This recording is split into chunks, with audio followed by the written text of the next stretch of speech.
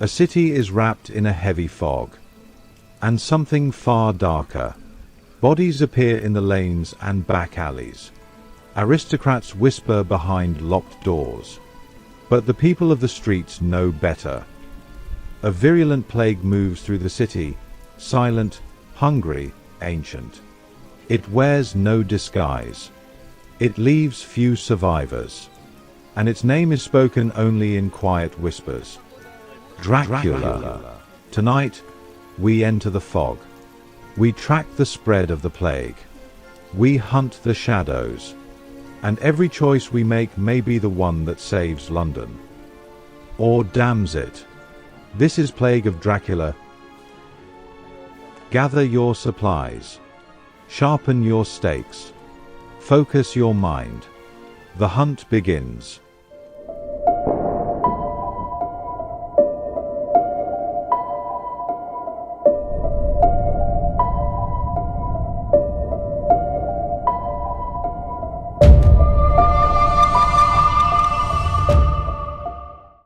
Hello everyone, and welcome to the Solo Gamers Club.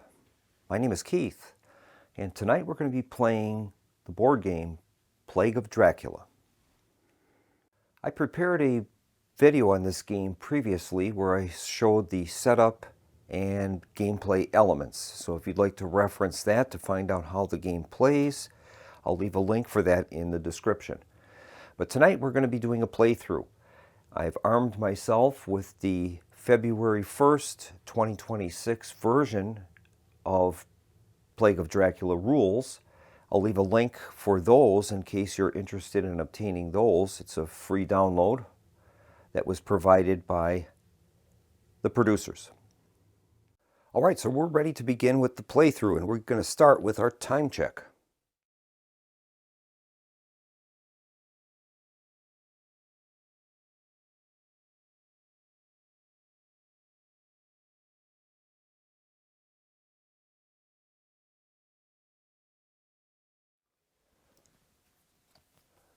Okay, it's going to be a night turn, so we're going to set our token for night 1 and place that on turn 1. So we've got a night turn. Now we'll move on to our arrival advance, and Morris and Van Helsing will move down the track. When we get to 6, the character will deploy to the map. Now we'll check the status of Renfield. And Seward is on duty at Purfleet Asylum, so we'll be using the red box values to check the status of Renfield, and the number is a 6. So he's going to remain in his cell at Purfleet Asylum. It did not fall within the range listed. And now we'll take care of the event draw. And this time we've got a quiet night. A quiet night has passed without incident. Replace the turn marker with its day version. If the first day turn side of the day turn marker is already showing, flip the marker to the second day side. If already on the second day side, move the turn marker 1 space back on the turn track, and then reshuffle the card deck. Okay, so in this case, we're able to make it a day 1 turn. That's great. So we'll turn this into a day 1 turn. That is great. We get certain advantages with the event cards and with other things when we have day. So now we've got to reshuffle the deck, and then we're ready for our plague spread. All right, for the plague spread, we consult Count Dracula's table, and we find out his strength. His strength is 3, so there'll be between 1 and 3 plague markers being placed on the board. So we're going to draw a card and check the 3 column. And in this case, we've got a 2, so 2 plague markers will be placed on the board. So we'll be placing 2 random plague tokens, and we know that they have to go adjacent to Carfax Abbey. So out of these 3 possible locations, 2 of them are going to have plagues. So what we'll do is assign a value to each of these, 1, 2, and 3, and then we will find out which location will not have the plague token. So we look under 3, and it's 1. So Hackney will be not having a plague token, but the other 2 will. So we'll place the plague into those locations, Poplar and Bethnal Green. Okay, Okay, now we move to our action phase. Each of the characters can take one action, and then if they are unwounded, they'll be able to take another bonus action after we resolve these. Very important that the hunter actions are taken in the order listed on the hunter actions table. We would start with all characters that want to do cleansing, then we move on to all characters that want to do searching. Now at this point, at the start of the game, none of the characters have any weapons, so I think it'll be important for us to conduct searches. So I'm going to start out with Holmwood, and we'll have him do a search for secular weapons. So when he performs an action, we'll tip his token to let us know that we did his, and then we're going to do a search action. So we're going to consult the secular weapons table, and we'll look under the die roll number. In this case, we've got a 2. A 2 on the table is nothing found. So his turn ends without finding anything. Next, we will take care of Lucy's action. She's in St. Pancras, and she's going to attempt to find a secular item. And she gets a search number of 5. 5 is a dagger. So what we do is we give Lucy a dagger from the supply and place that in her leftmost box on her display. Next is Mina. Mina will also take a search action. In this case, her search number is 2. A 2 is nothing found. All right. Finally, we've got Dr. Seward at Purfleet Asylum. He is also going to search. And his search number is also a 2, nothing found. So not too good on our search attempts. So all of the characters have taken their action. We move on to the bonus actions. All unwounded characters can take a bonus action. So far, Lucy is the only wounded character, so she won't be eligible for bonus action. Now, bonus actions operate the same way as the standard actions, but you're only limited to 4 choices with a bonus action: cleansing, searching, movement, or rumors and miasma, where we can resolve those. The movement action, it's the same as the standard movement, but the characters can only move to an adjacent space. That's the only difference. So I think for the bonus action for Holmwood, he's going to attempt another search in Belgravia. Let's see if he can get a weapon.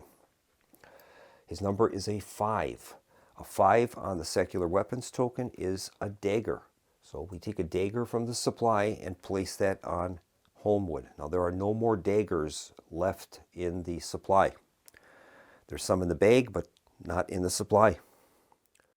Next, we'll have Mina Murray in Islington attempt to search for a weapon.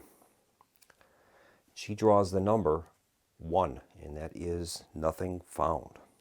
Okay. And finally, we have Dr. Seward in Purfleet Asylum. He will also attempt a search. His number is a 3. A 3 on the table is search the draw bag. So we're going to get out our draw bag, and we'll draw a token from the supply. And he finds a rumor token. All right. Now, as Purfleet Asylum is a special location, the rules state if a rumor is drawn during a search within Purfleet Asylum, place the marker in any unmarked location adjacent to a plague or coffin marker. So it's our choice. And the rumor tokens prevent plague from being placed there, but they're going to advance from rumor to miasma, eventually to plague. So we have to select a location adjacent to a plague marker. And, well, we want to try to contain these things a little bit, so I suppose we'll place that rumor token in Hackney. We'll do that. Okay, so that takes care of our bonus actions. The next step would be marker adjustment. So in this step, we're going to look for unresolved miasma tokens. And then we would replace them with plague markers or coffin markers if in a location occupied by 1 or more hunters. Then we check for unresolved rumors and we flip them to their miasma side. So in this case, the rumor in Hackney has developed into miasma. And then we would restore any crosses that any of the characters had, and the active event would be discarded. We'll move on to turn 2 and we'll do our time check. Okay, this one is night, so we will switch this from a day to a night 1 condition for turn 2. And we'll take care of our arrival advance. Morris is now at 5, and Van Helsing moves to 3. Now we'll check Renfield. Okay, we've got a 3 for Renfield. That's outside of the range, so he stays in Purfleet Asylum where we like him to be. Okay, we're ready for our event draw. This time we've got strange rumors reported in Chelsea. All light was mysteriously extinguished from the homes, businesses, and churches last night. Only locations with the presence of a religious symbol on or near each front door were affected. Place a rumor marker in the Chelsea location. All right, so that's what's going to happen. So we'll take a rumor marker from the supply, place that into Chelsea. All right. All right, now it is our action phase. So we've got a miasma token up in Hackney and a rumor in Chelsea. So let's see what we want to do about this. Well, I think we'll start out with a search for Lucy, and we'll have her do a search for secular weapons. Her number is a 3. And that's going to be a draw from the bag. Okay, let's see what she can get from the bag.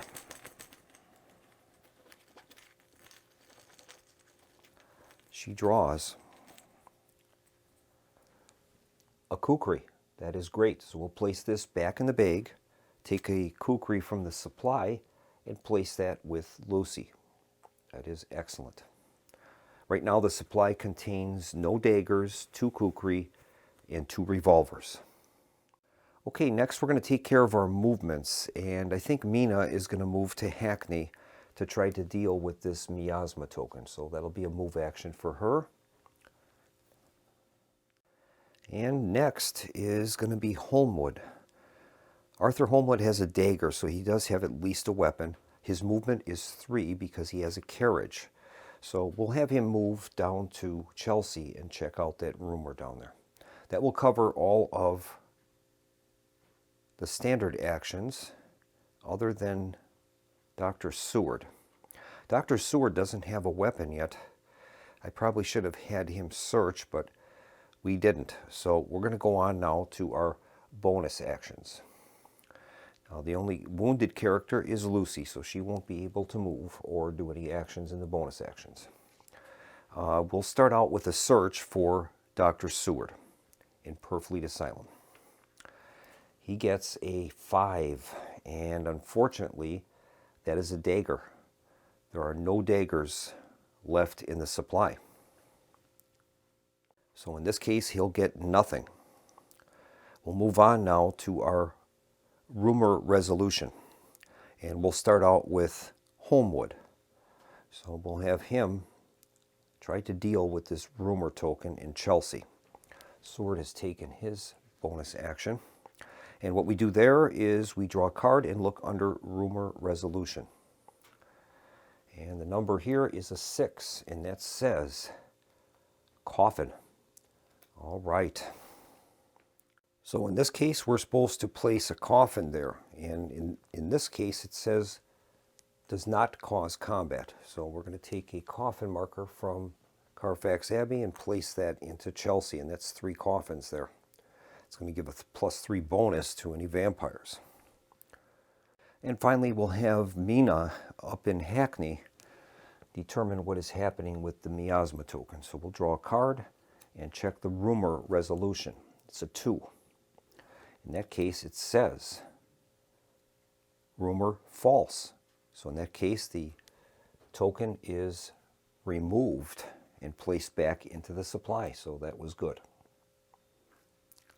Okay, that takes care of our bonus actions. We'll go to marker adjustment.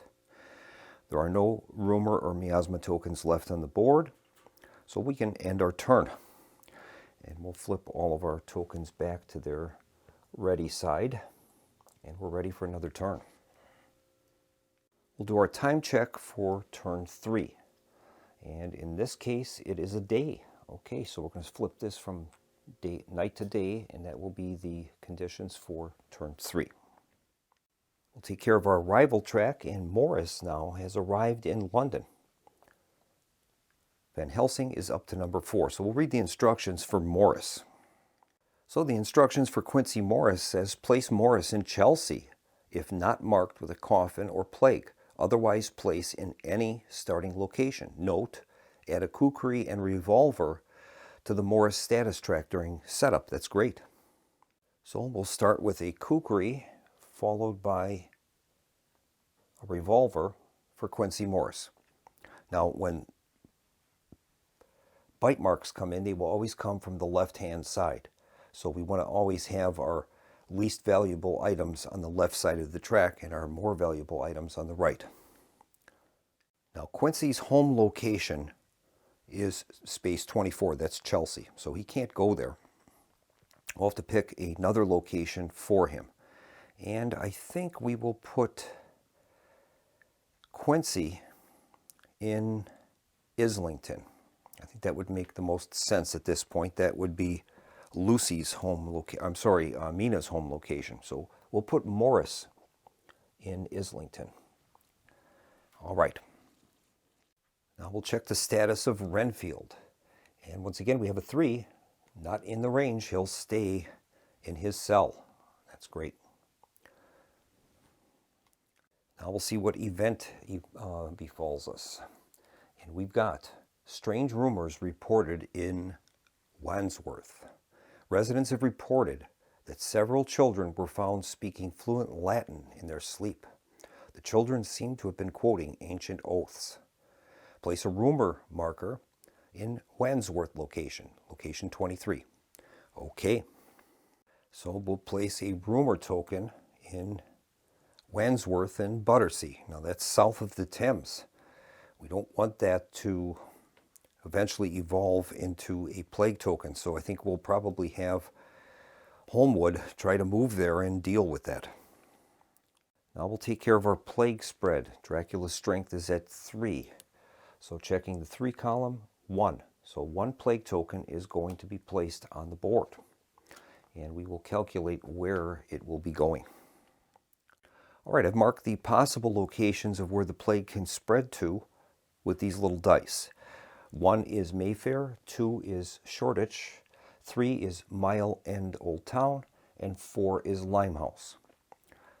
In this priority, we cannot place, if there's spaces available to place the plague tokens that are not in a character-occupied location, those are eliminated from the equation. Also, any places with rumor or miasma tokens are eliminated, and when Renfield is in his cell, tokens cannot spread across the Thames. So we're going to draw a card looking under the 4 result, and that will tell us where the plague will go. 4 is in 1, so it's going to go into Mayfair. All right, so we will take a plague token and place that into Mayfair. So we're getting it on both ends of the board at this point. And now we'll take care of our action phases. All right, Morris has plenty of weapons, so that's good. And he also has his Mustang that gives him a movement of 4. That is great. We'll start out with our searches, and Mina's still looking for a weapon, so we're going to have her conduct a search up in Hackney. And her secular weapon search number is 1, and that is nothing found. All right, she's done. Lucy has 2 weapons, so she's in pretty good shape. She can't search, she's got her slots filled. Holmwood is probably going to try to move and deal with the rumor token. And I think we will also move Morris, so those will be movements. Finally, we have Dr. Seward. He's still looking for a weapon, so we will have him do a search at this time. His card number is a 6, and that says choice from inventory. So he is going to obviously take the pistol. That's a +3 combat value. We'll give that to Dr. Seward. Okay, that is all the search actions. We're going to move on now to movement. And we're going to have Holmwood move across the Thames into Wandsworth. And I think Morris will probably move into Shoreditch. We're going to try to drive the plague tokens away from this area if we can. So I think we will do that. So all of the characters right now have taken their base actions. We'll move on to the bonus actions now. The only one that is ineligible is Lucy. So we'll turn her token face back. Now the other players can take bonus actions. And I think for our bonus action, we're going to have Mina attempt another search. And her search number is a 5. And that is a dagger. There's none left in the supply. So there's nothing we can do with that. Next will be a search by Dr. Seward. We'll try that. He already has a pistol, but we'll try it. His search number is a 4, and that is a search the draw bag. Okay, so we will do that. And here's his draw from the search bag. And he gets a pistol. Okay, so we're going to take a pistol. There's no pistols in the supply. Okay, so what happens then? This pistol goes back into the bag, and I believe we have to add a rumor token. And that's correct. It says, the item drawn from the bag is replaced in the bag with the same item from inventory if available. If not available, place a rumor miasma marker into the bag instead. So that's what will happen. Okay, so the bag now contains 2 rumor tokens. That'll be all of the searches that we're going to do. Now we'll move on to rumor resolutions, I believe. Yeah, Quincy could move before we do that, but I think I kind of like him where he is, so we'll leave him there. He'll probably just take no action at this point. We could have him try a search there, but he's already got 2 weapons already. I'll have to think about that. All we have left in the supply is a kukri right now, so that doesn't make searching for secular weapons very good. I guess we will just leave him. His turn will end on the bonus, and we will take care of Holmwood attempting to deal with the rumor token in Wandsworth. So we'll draw a card. It's a 6, and that says coffin. Oh boy, that is not good. We've got a coffin now south of the Thames. So the rumor token will be removed, and we're going to place a coffin marker there. This is not good, and it is 2 coffins. It will not spark combat. So that is going to be all of the bonus actions. That was not good. We'll move on to our marker adjustment. There are currently no rumor or miasma tokens on the board, so we'll go to the end of turn. Okay, we'll do a time check for turn 4. And the result is a night. So we will flip this to a night turn on turn 4. No extended days or nights yet. We'll take care of our arrival advance, and now Van Helsing is in 5, so we're getting very close to Van Helsing coming on the board. Once he gets on the board, then we have access to occult weapons, and new tokens are placed in the draw bag. Now we'll see what's happening to Renfield. Renfield has a result of 1, and that's within the range, so that means he's going to move to Carfax Abbey, and Dracula is going to have several advantages there. Now it's our event draw, and we've got They Must Feed. A hunter is attacked. Draw a random value to determine the attacker from those available on the Dracula on the vampire display. The attacker strikes the hunter with the most bites. In the case of ties, Lucy is attacked, and that's what will be the case. It says if it's a day turn, reduce the vampire's strength by 1 to a minimum of 1. Well, it's a night turn, so we'll see who Lucy is going to be attacked by. All right, Lucy is in St. Pancras. That's her home. She has a kukri knife, so her total strength will be a total of 3. 1 plus 2. So we'll mark her with 3. Let's see who she's going to be going against. 3 possible choices. Looking under 3, it's going to be 3, and that's Count Dracula himself. That is not good. The Count's current strength is a 3. All right. So with Renfield at Carfax Abbey, Dracula will have the first strike. So check his number. Bat number is 5. He's missed. Now it is Lucy's turn. She has a bat number 4. She missed. We go on to another round, beginning with the Count. And he's got a 1, so he's done it. He's wounded her. That means that the dagger is going to be flipped to a bite. All right, not good. She's already in her home location. Normally, when you lose a combat, you have to flee to another safe location, but it says here, exception, if a hunter is bitten in a home location without a plague or coffin marker, the hunter remains in place rather than fleeing, but is out of the combat. Okay. Now, whenever a hunter is involved in combat, they lose any remaining actions that they would have during the turn. So in this case, Lucy cannot take any actions, and we'll just put her token down to show us that she's ineligible for any actions.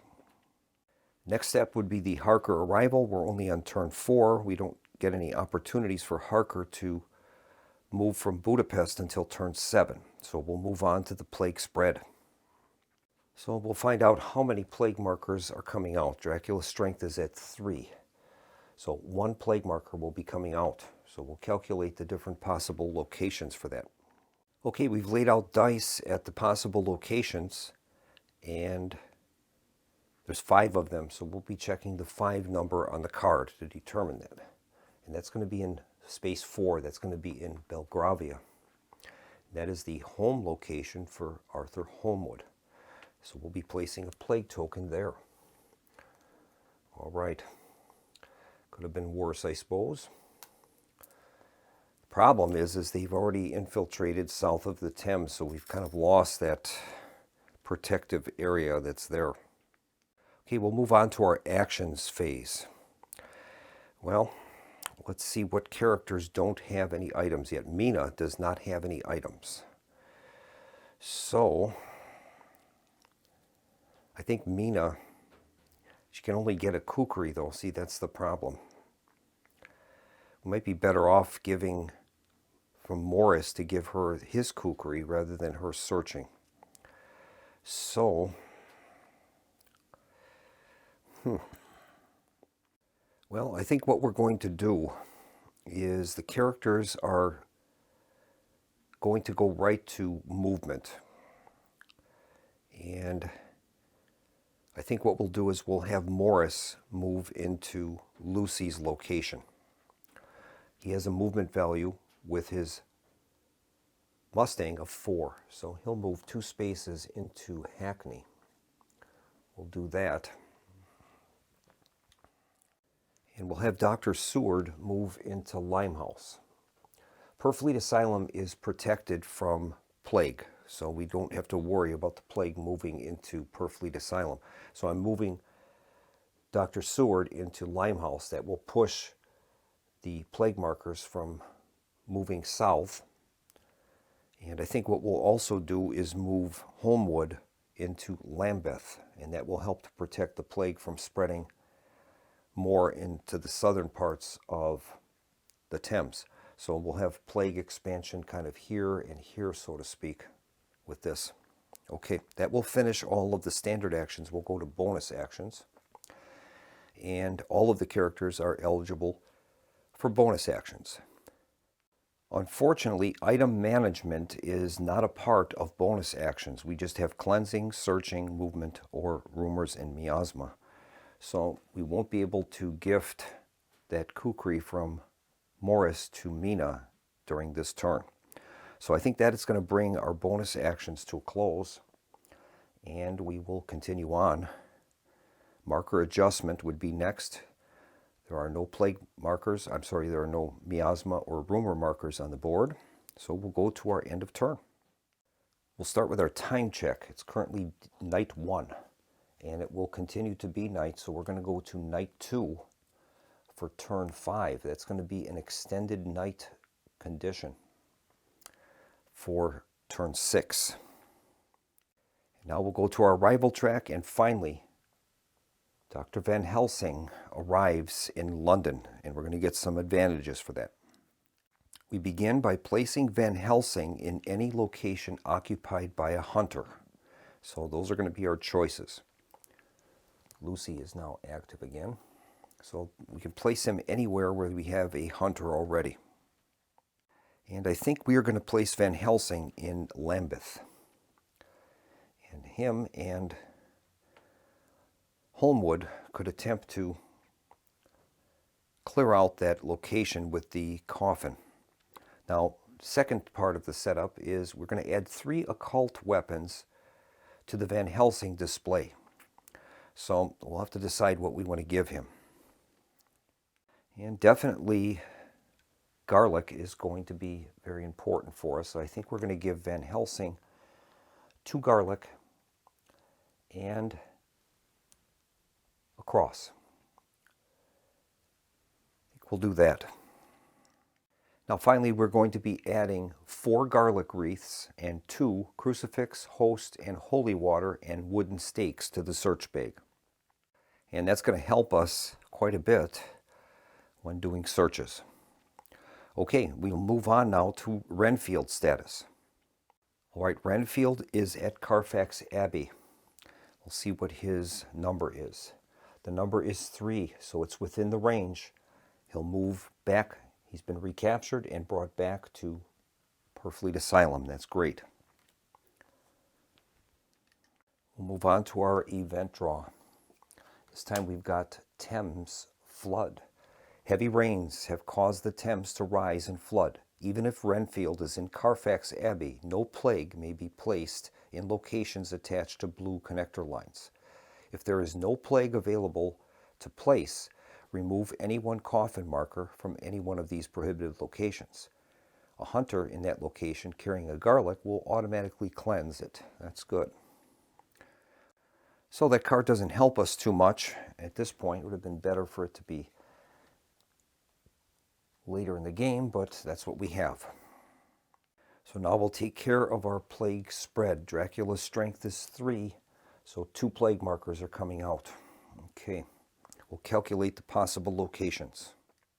All right, we've got a possible 5 locations for the plague to spread, and we're going to be placing 2 of them.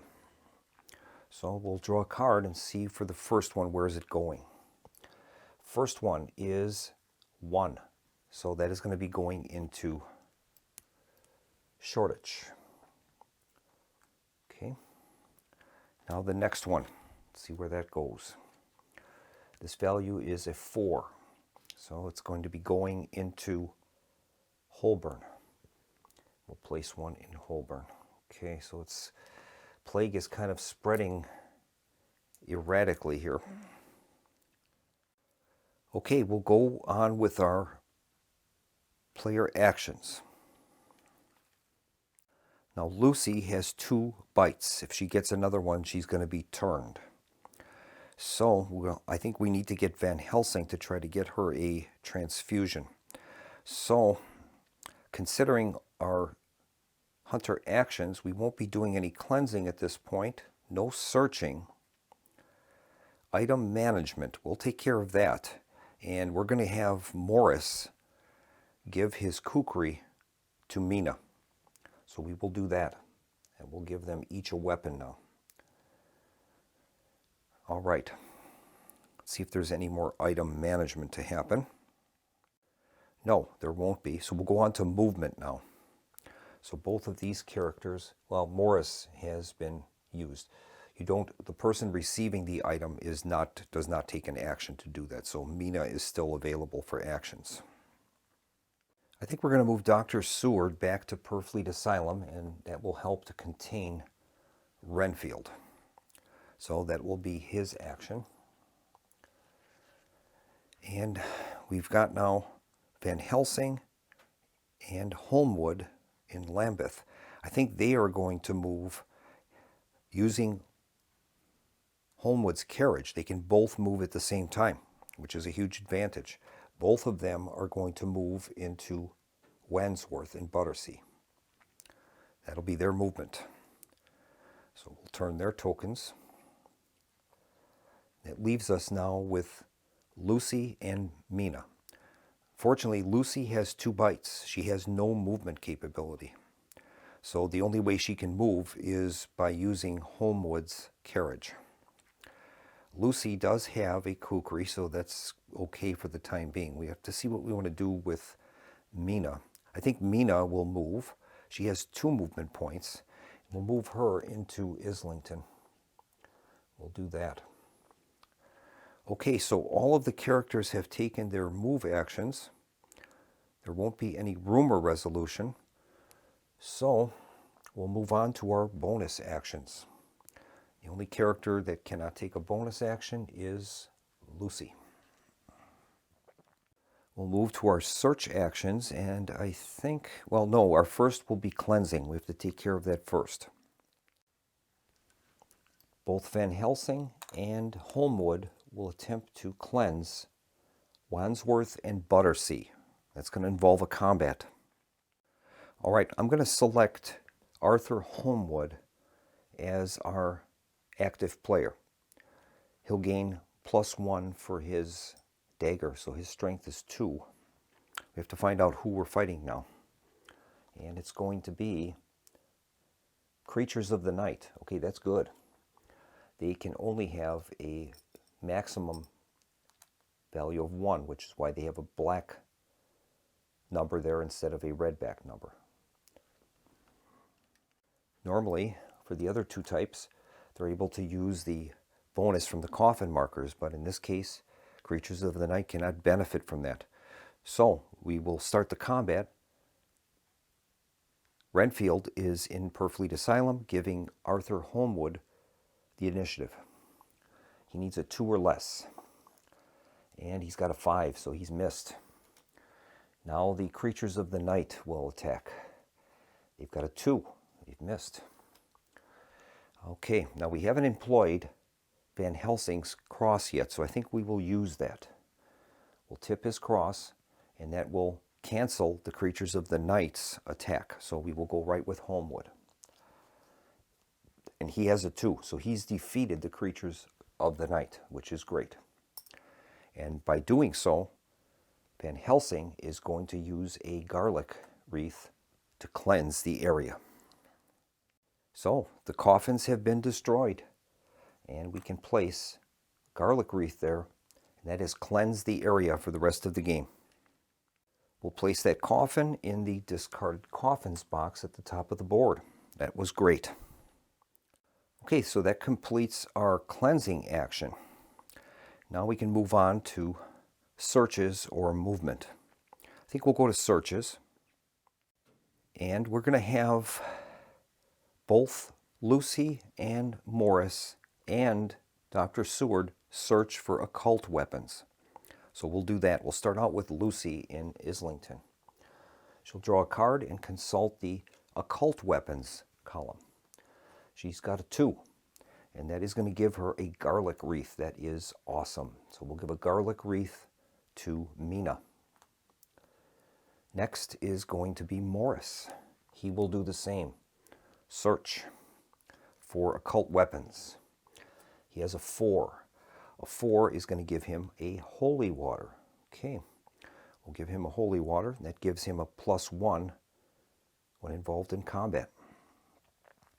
And finally, we will have Dr. Seward in Purfleet Asylum attempt to find an occult weapon. He has a 6. A 6 is choice from inventory. All right. Well, we're going to give him a garlic wreath as well. That is awesome. That'll cover our bonus actions. So now we will move to marker management. We'll tip our crosses back. The cross that Van Helsing used is tipped upright. And there are no plague tokens or rumor or miasma tokens on the board. So that'll bring the turn to a close. Let's take a look at our characters and see what type of supplies they have. All right, so far, Mina Murray has a garlic and a kukri. Dr. Seward has the very effective revolver and garlic. Lucy has 2 wounds, though, and she has a kukri. Arthur Holmwood only has a dagger. Quincy Morris with the revolver and holy water, which is very good. And Van Helsing now with the crucifix and garlic. All right, now we're going to go into an extended night period. If the token is a 2, either day or night, it will automatically become the opposite day 1 in this case. So we'll switch that to day 1 for turn 6. But Dracula has a benefit. For extended night, it says move Dracula's strength marker up 1 on his track. If already on the 10 space, Dracula attacks the hunter with the most bites. If tied, he attacks Lucy before checking for a random victim. So Dracula is going to get an attack on Lucy, unfortunately. Well, unfortunately, Lucy has 2 bites. She cannot participate in the combat, but she can be the target of the combat. So it looks like Lucy is going to be turned because she has no way to flee the combat. If she had a occult item, she'd be able to do that, but not in this case. So with the provision that a character with 2 hits, 2 bites, cannot participate in a combat, Dracula will win eventually. So we're not even going to bother to turn the cards over. There's nothing we can do to stop it. So Lucy is going to be taking her 3rd bite, and that is automatically going to turn her. And we're going to place Lucy's turned marker now into space 4 on the vampire display. All right. Now Lucy had 2 items. She had the kukri and a dagger. I don't know. The rules don't state what happens to those when the character is turned. I don't know if they go back into the supply. I think so, but the rules don't state that. So we're going to have to get a clarification on that. I guess for this game, I have no alternative than to use my better judgment, and I would say that those will go back into the supply, I would imagine. So we'll put those back into the supply. All right, we're going to check Renfield's status. His number is a 2. It's within the range, so he is moving to Carfax to aid Dracula. Next is our event draw. And we've got low tides. Low tides have significantly reduced the water level of the Thames. Coffins may be placed south of the Thames, and vampires may cross the river, even if Renfield is imprisoned in Purfleet. If no coffins are available to be placed, a hunter in a location south of the Thames is immediately attacked. Okay, so right now, low tides is the active event. We'll leave that out.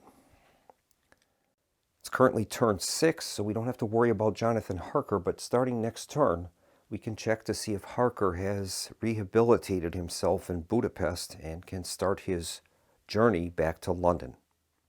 Now we'll take care of the plague spread. Dracula has a strength of 3. And in this case, a 3 is 2 plague markers. So we'll be placing 2 plagues. All right, there's a total of 8 possible locations. Now our deck only goes up to a random number of 6. So I think for convenience, I'm just going to get out a D8 and we'll make a roll instead of attempting to resolve that with the cards.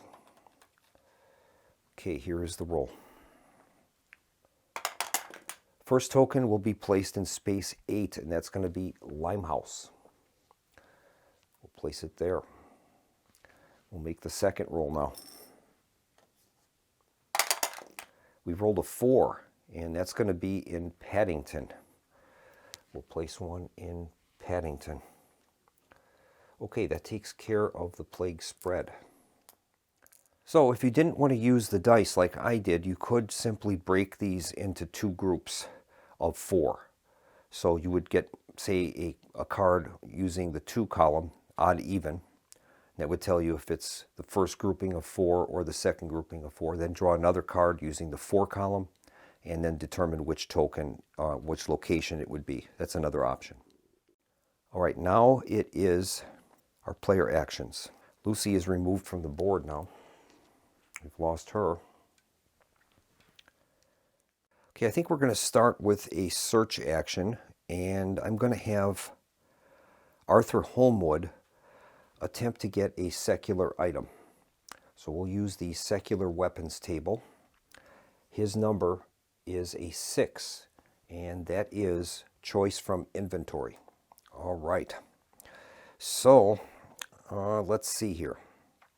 Holmwood does not have any garlic, so I think we'll give him a garlic. We'll do that.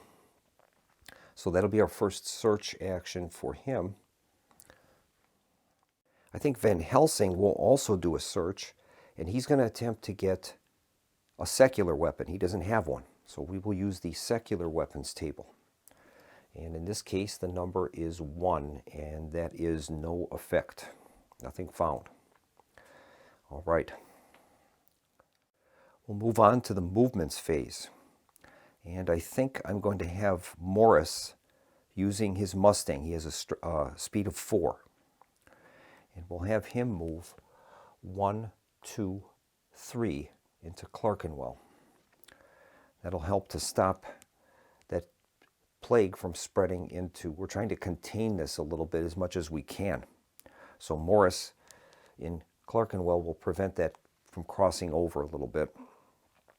So that'll be his move. And I think Dr. Seward does have garlic, so we're going to have him move into Limehouse. And we have to reveal the plague token. Plague token has 3 coffins, so we have to see if there's going to be a combat there. We're going to draw a card looking at the coffin row, and if it is equal to or less than the number of coffins, we will have a combat there. In this case, it's a 3, so there's going to be a combat in Limehouse. We have to resolve that right away. Okay, we'll find out who we are up against. We need a number between 1 and 4 now. Checking the 4 column, it's number 1. It's going to be Creatures of the Night. That's the best that we could hope for. It's going to give them a strength of 1, and they will not benefit from the coffin bonus, which is huge. Unfortunately, Renfield is in Carfax Abbey, so that gives the initiative to the Creatures of the Night. We'll check the bat column, and they're looking for a 1. They've got a 5, so they've missed. Dr. Seward, with his revolver, has a strength of 4. And he's done it. His bat number is 2. It's equal to or less than his number. We've defeated the Creatures of the Night. That is awesome. Now, this was not a cleansing, so we can't use our garlic at this time. But during the bonus actions, he would be able to attempt to do that. All right, Mina is up next for movement, and I think she has a kukri and garlic. So I'm going to have her move into Shoreditch, and we'll expose the token. We've got only 1 coffin there, so we'll have to check to see if a combat will occur. We'll check the coffin roll, and the only way it will be a combat is if the number is 1. It's a 2, so no combat there. That's great. That will complete all of our actions. We'll move on to the bonus actions. Everyone is going to get a bonus action. No one on the board is wounded. I'm going to start out with the bonus search action for Van Helsing, and he's going to attempt to get a secular weapon. So we'll check the secular weapons card. It's 4, and that's going to be a search bag draw. Okay, so we'll pull a token out of here and see what we get.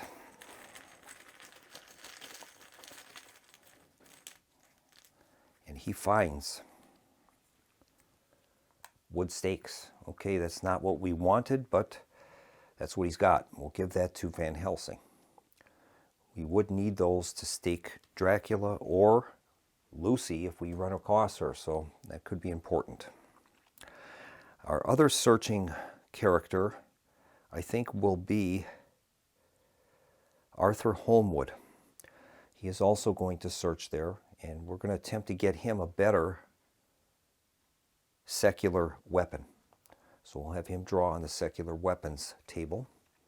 His number is a 5, and that is going to be another dagger, unfortunately. It's not what we wanted. There is a dagger in the supply. We'll give that to Arthur Holmwood. Okay.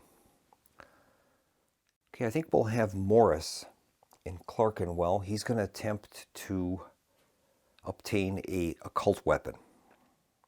So his occult weapon number is 6, and that is choice. We can take anything we want. And I think we will give Morris some garlic. All right. Next, for our bonus action, I should have done this before. We should have done the cleansings first, and I didn't do that, but we're going to take it out of sequence. We're going to have Mina attempt to cleanse Shoreditch. So we'll have a combat there. All right, we'll find out who Mina is opposing. It's a number between 1 and 4, and it's 4. So it's going to be her old friend, Lucy. Lucy's strength is a 2, and she gets nothing for the coffin bonus, so she is at 2. Give her a strength of 2. Unfortunately, Renfield is at Carfax Abbey, so Lucy is going to get the first strike. This is a risk. Here is the number. It's a 4. She's missed. That's great. Mina will strike now. She needs a 3. She's got it. She's got a 2. All right. Now, unfortunately, Mina does not have any stakes, so she's won the conflict, but Lucy is going to flee. If we had stakes, we could stake her. So at this point, Mina has won the battle, and she has a garlic. So Mina is going to place the garlic in Shoreditch, and she's going to cleanse that area. That is great. It's too bad we couldn't get rid of Lucy, though. I had one other cleansing. I'm going to have to take this out of sequence as we're still learning the game, but Dr. Seward is going to attempt to cleanse the location in Limehouse. Now that's very strong. It's a +4, so this is a risk. Now with Renfield at Carfax, this may not have been the best strategy, but we're going to try it anyway. We'll find out who our opponent is. Our opponent is number 1. That's Creatures of the Night. We couldn't have asked for anything better. They will only have a strength of 1. They will not benefit from the coffins. So the Creatures of the Night have the initiative, and they'll strike first. Here's their number. 2. They've missed. So we've got Dr. Seward with his pistol. He needs a 4 or less. He's got a 3. He's done it. He's defeated the Creatures of the Night, and he is going to cleanse the area. That was a big risk that we took, especially with the initiative being with the vampires. So the coffins are destroyed, and garlic is cleansed. Limehouse. So we'll go to marker adjustment. There are no rumors or miasma tokens, and all the crosses that we have are tipped ready to go. And we will go to the end of the turn. We'll see what's happening for turn 7. And this is where we're going to have the Harker arrival step. So we'll start out by checking the time check. It is day, so we're going to have a extended day for turn 7. So turn 8 is going to be extended day. We've got day for turn 7. That's great. Okay, we'll see what the status of Renfield is. The number is a 6, so it's not within the range, so he stays in Carfax. Not good. We'll check our event. This time we've got Dracula fades. Dracula is trapped in a location away from one of his coffins. Move the Dracula health marker 1 space down the track, or 2 if it is daylight, and it is a daylight turn. All right, if the marker must be moved beyond the 1 space, leave it in place in space 1, and the hunter with the most bites discards a bite. Well, that's a great card for us. So this is big. We get to move Dracula down 2 because it is day. So his strength now is down to 2. That helps us in plague spread and in combat against him. That's great. Now this is turn 7, so we go to Harker Arrival. We have JH, Jonathan Harker, 1. So we're going to draw a card, and if the result is 1, Harker is sufficiently convalesced in Budapest, and he will be placed on the arrival track. Any other number, and there'll be no effect. And it is a 1. It's amazing, but we have a 1, and that means that Jonathan Harker is going to be placed on the arrival track. Now that we've determined that Harker is going to be moving towards London, we have to do a Harker health check. And we're going to draw another card. If the value is 1, Harker is completely recovered. He'll have no bites. If the result is a 6, he'll have suffered 2 bites. Any other result is 1 bite. Here is the result. It's 2. So he's going to have 1 bite on him. So we'll place a bite on Harker. So Harker will move from Budapest to the arrival track 1 space.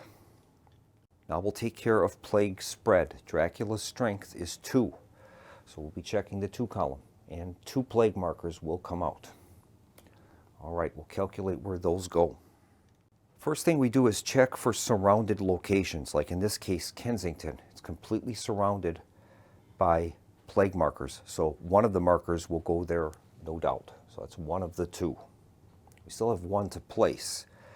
There doesn't appear to be any more surrounded locations, so we will go with the adjacency rules. Okay, I've calculated we have 5 possible locations for the last plague marker, so we'll look on the 5 column. And that is 5, and that's going to be in Lambeth. And that can happen because Renfield is in Carfax Abbey. Otherwise, crossing the Thames would not be possible. So we'll put a plague marker there in Lambeth. That's not good. Any other location would have been much better than that. So now we're going to move to our player actions. I think we'll start out with searches, and we'll start with Mina. She's going to conduct a search in that cleansed area, and she's going to look for a occult weapon. And she has a 3. That's going to be a host, so we'll give her a host. Next will be Morris. Morris already has a good secular weapon, and he has garlic, so we'll wait with him. Dr. Seward is probably going to move back to Purfleet Asylum. That would be a little safer there. Then we have Holmwood and Van Helsing. Van Helsing does have a garlic. And Holmwood also has a garlic. We just don't have very good weapons, though. So I think what they will do, we'll go to movement. And I'm going to move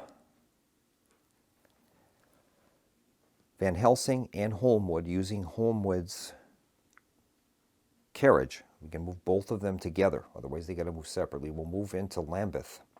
We'll flip that over and see what it is. It is 2 coffins. So we'll see if a combat will occur there. We'll check the coffin rating. It's a 3, so we will not have combat there. That is great. They've found the location of the coffins, but they were not attacked. Okay, so they've taken their turns.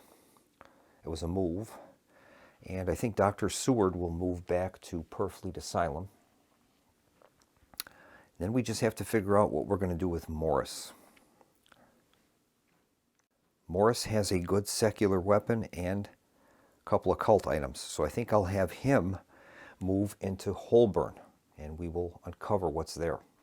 It's 1 coffin. Let's see if we will have combat there. It's a 3, so that's higher than the number of coffins. There'll be no combat. That is great.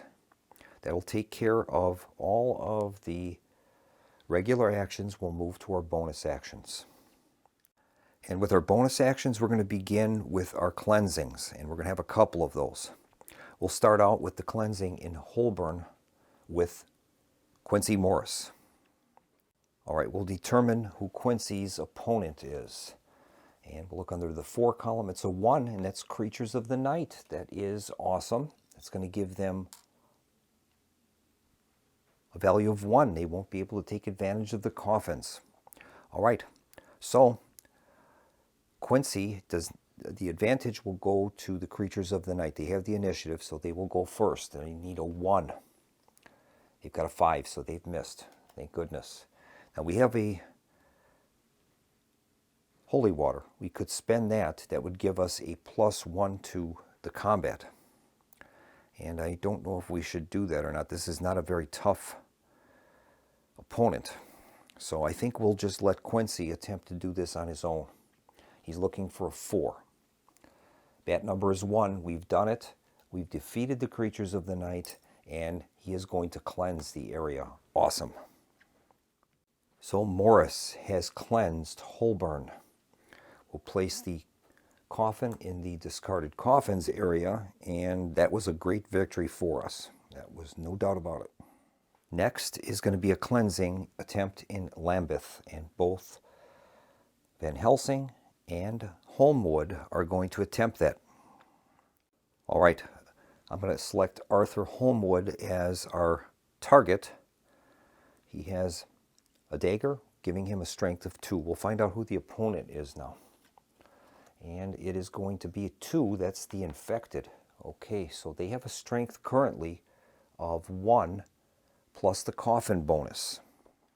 Fortunately for us, the coffin bonus is 0, so their strength is going to be 1.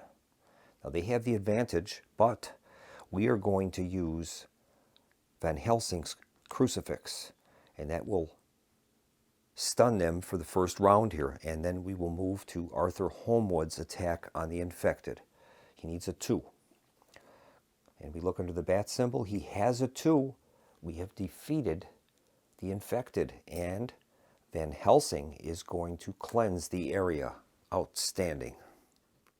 So we've cleansed Lambeth. That'll place that coffin in the discarded coffins area. That was great. So you can see how we can combine those occult items with secular weapons to try to massage these combats to our favor. Now, I'm taking big chances because it would probably be better for us to wait until Renfield is secure in Purfleet. When he's at Carfax, the initiative goes to the vampires, and that can be deadly. Even if the thing has a combat level of 1, they can easily, not easily, but they can still get a victory. All right, that took care of our cleansings. So our next is going to be searches, and I think Mina is going to attempt to search in Shoreditch, and she's going to try to find an occult item. And she draws a 5. A 5 is wooden stakes. So we'll give Mina wooden stakes. Okay. And lastly, we've got Dr. Seward in Purfleet Asylum. He's going to attempt to search for secular weapons. His number is a 6. A 6 on occult weapons is choice, and we're going to give him garlic. All right. That is great. That'll bring our bonus actions to a close. There's no marker adjustment other than writing Van Helsing's crucifix to usable, and that's going to bring the turn to a close. Now for turn 8, this is an extended day turn, so it will automatically become night 1 for turn 8, but Dracula will suffer the effects of extended day. And that's going to inflict a wound on him. He's down to 7 on the track, which is a strength of 2. We'll take care of our rival advance, and Harker has moved up to space 2. He's racing to London. Now we'll check the status of Renfield. The number is 5. It does not fall in the range, so he will remain in Carfax. It's not what we wanted. Now we'll take care of our event. This time we've got strange rumors reported in the Strand. The text of a serial publication eerily mirror the initial attack and condition of Lucy. The author has disappeared. Place a rumor marker in the strand, space 12. So we will place a rumor marker in the strand. All right. Now we'll take care of the plague spread. Dracula's strength is 2. And it's going to be 2 more plague markers. All right. Okay, the plague cannot spread into rumor locations or cleansed areas. So we have managed to contain it down to 3 separate locations. So they're going to be placing 2 of them. We'll draw a card and find out which location will not have the spread. So we'll look under the 3, and it's number 3. So the Mile End Old Town will not have one. And we'll place plague tokens on 1 and 2. All right.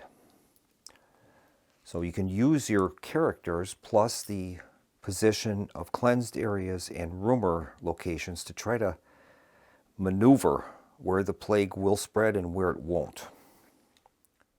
So we'll move on to our action phases. Well, we've got Renfield and Carfax, so that kind of complicates things. Right now, the players with Garlic are Seward, Holmwood, those 2. So I think we'll start out with some search for occult weapons, and we'll start out with Van Helsing. And we'll see what he gets. This is a search for occult weapons. Number is 4, and that's going to be holy water. So we'll give a holy water to Van Helsing. Okay. Next is Morris. Morris is going to search for occult weapons. His number is a 6, and that is going to be any choice, and it will be Garlic. We'll give that to Morris. That's great. Next is Mina. Mina is filled up. So I think what we'll do, we might have to get rid of an item that'll take effect during the item management steps. So we can't search with her. So that leaves us with Seward and Holmwood. Holmwood, I think, is going to probably end up moving, and we'll have him try to attempt to take care of that rumor token. That'll be during the movement step. So Dr. Seward does have Garlic, so I think he will move as well. So we'll do that. So in this case, we'll take care of our item management, and that will be Mina. She is going to take an item management action, and she's going to discard, I think, the stakes. We might need those because Lucy is on the board. We don't want to get rid of our kukri, so it'll be the hosts or the stakes. And I think we'll get rid of the hosts, and we'll keep the stakes for now.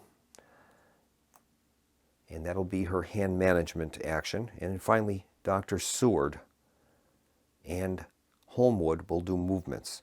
Holmwood will move into the strand with the rumor token. And Dr. Seward is going to move into Poplar. There is a plague marker there. We'll see what that is all about. This one contains 1 coffin. So we'll see if there's going to be a combat there. Checking on the coffin card, it's a 4. So that's larger than the number of coffins. There is no combat. So we've completed all of our actions now. Those are all done. We'll move on to the bonus actions. Everyone is eligible for a bonus action. We'll start out with any cleansings that are going to happen, and there will be one, and that's going to be Dr. Seward in Poplar.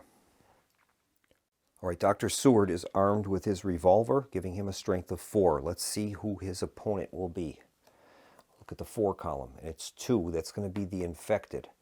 So they will gain the benefit of the coffin marker, but in this case it's 0, so their strength is a 1. All right.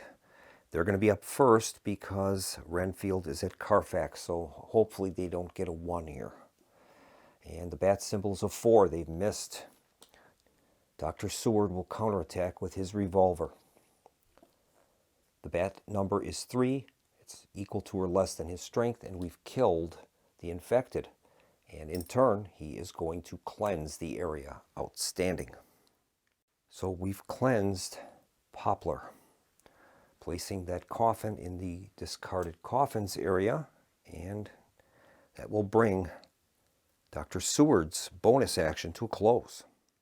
We'll move on to our searches, and I think Mina is going to attempt to search for a occult weapon. We'll draw a card for her. That's a number 3, and that's going to be a host. So we'll give her a host. That doesn't quite help her. I think that's going to be all of the searches we're going to do. We would move on to item management, and I don't think anyone is going to be doing that. So we'll move on to movement. And Morris does have garlic. Okay, so I think he is going to move into St. Marylebone, and we will reveal that token. There are 3 coffins there. All right, we'll see if there's going to be a combat up there. And the coffin number is 1, so we will have a combat in St. Marylebone. All right, Quincy has his revolver. He also has holy water. We'll see what the opponent is first here. 1 to 4, and that's number 1. That's Creatures of the Night again. We are getting very lucky with these opponents. Creatures of the Night will not benefit from the coffin bonus. Unfortunately, they are going to go first. And I'm going to save the holy water until we have to decide on this. The creatures will strike first. They need a 1. They got a 3, so they've missed. I think we will use it. Morris is going to use the holy water, increasing his attack value to 5. So here's the number. It's a 1. We've done it. We've defeated the Creatures of the Night. That is great. So Quincy enters St. Marylebone, and he finds 3 coffins there. He's dealt with the Creatures of the Night. That is great. Our other movement is going to be Van Helsing. And I think we're going to have him move into the Strand. He'll move there. And finally, our last actions will be Rumor and Miasma tokens. And I'm going to have Holmwood attempt to deal with that. So we'll draw a card and check the Rumor resolution. It's a 5. A 5 is an attack. Okay, so we're going to be attacked in the Strand. So Arthur Holmwood initiated the Rumor resolution, so he is going to be the target. His strength currently is 2. Let's see who we're going against. This time we've got a 4, and it's going to be Lucy. Lucy is going to be the target. Now we have stakes, and we have a crucifix. We're going to start out with Van Helsing using the crucifix, brandishing that against Lucy. It'll cancel her combat for this round. And now Arthur Holmwood will strike. Now we do have holy water, and I think we'll use that. And that's going to increase Holmwood's attack level up 1 to 3 for this round. So he's looking for a 3 or less. And he missed. It's a 4. It's not good. So the holy water is dismissed, and we go back to our normal values. And now we go back to Lucy. She has a strength of 2. It's a 5. She's missed.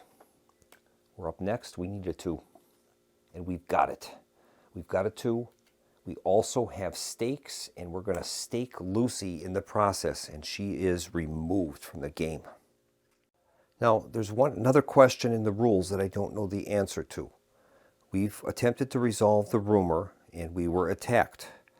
I don't know what happens to the rumor token. I believe we're supposed to remove it, but I don't know that. I did find it under Rumor Resolution 8.3. As an action, a hunter may resolve a rumor in his or her location. Doing so removes the marker, which is returned to the inventory. Draw a card from the event deck and reference the number. So it is automatically removed according to that rule.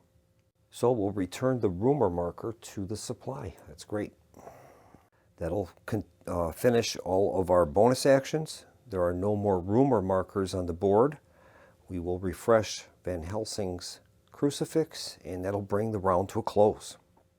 Okay, we'll start turn 9, and here is our time check. And it's going to be a night. So we're going to have extended night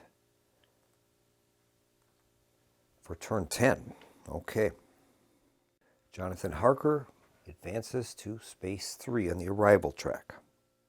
We'll check Renfield's status.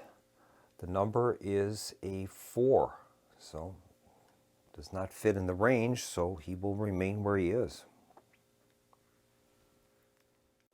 Okay, we'll check the plague spread. Dracula has a strength of 2, and they'll be placing 2 more markers on the board. Okay, there's 3 possible locations for spread, and we have to place 2, so we'll draw a number between 1 and 3, and that'll be the location that does not get the token. In this case, it's number 1. So, St. Pancras will not have it. The other ones will. Islington and Mile End Old Town. All right. Now we'll move on to our actions phase. And we'll begin with the cleansings, and we're going to have one cleansing with Quincy Morris up in St. Marylebone. So let's take care of that. All right, we'll find out who Quincy is going against. We're back to 3 possibles now. And it's going to be Dracula himself. Dracula will have a total strength of 5, unfortunately. I'm sorry, 4. His strength is 2 plus 2 for the coffins. All right, and unfortunately, Dracula has the initiative. So we'll draw a card and check the bat symbol. It's a 5. He missed. Amazing. Counterstrike goes to Quincy. He's got a 4, and that is enough to take out Dracula, inflicting a wound. Quincy is going to cleanse the area.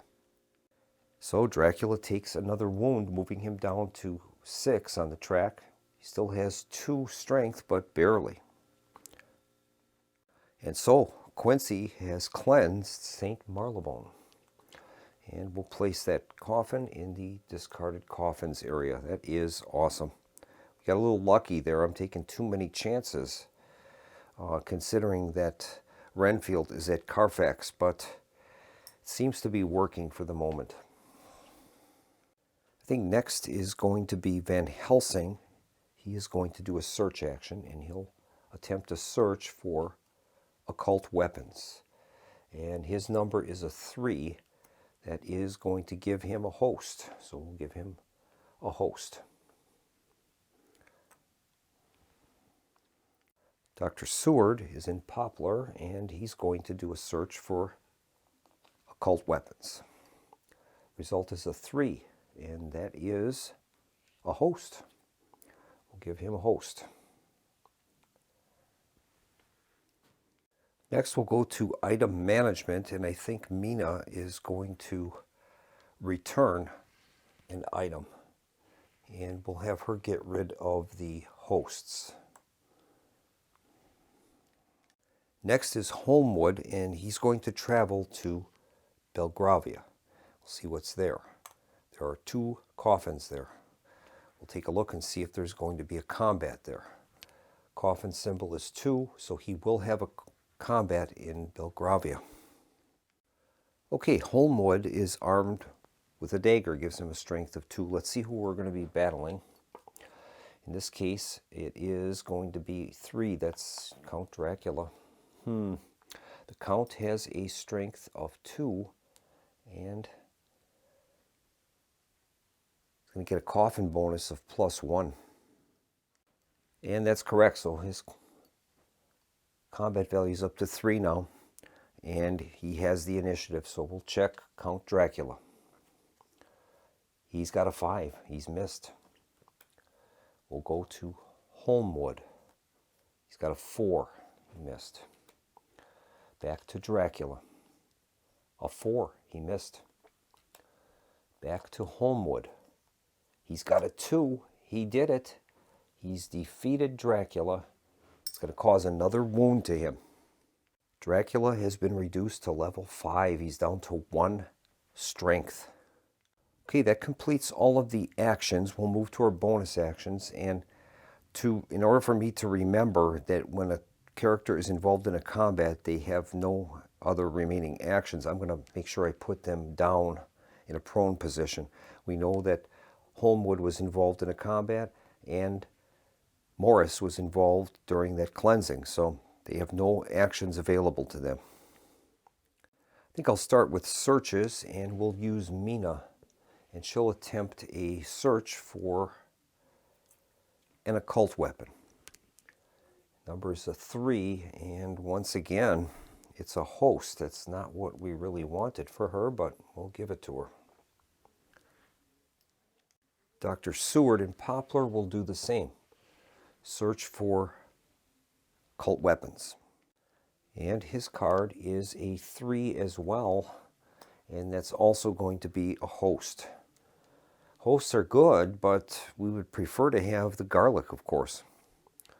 Okay, that leaves only Van Helsing left, and he's at the Strand. I think he will also stay in the Strand, and he's going to perform a search for occult items. His number is a 2, and that's what we're looking for. It's a garlic wreath. Great. We'll give him a garlic wreath. That completes all of the bonus actions. All of our other characters now can stand up.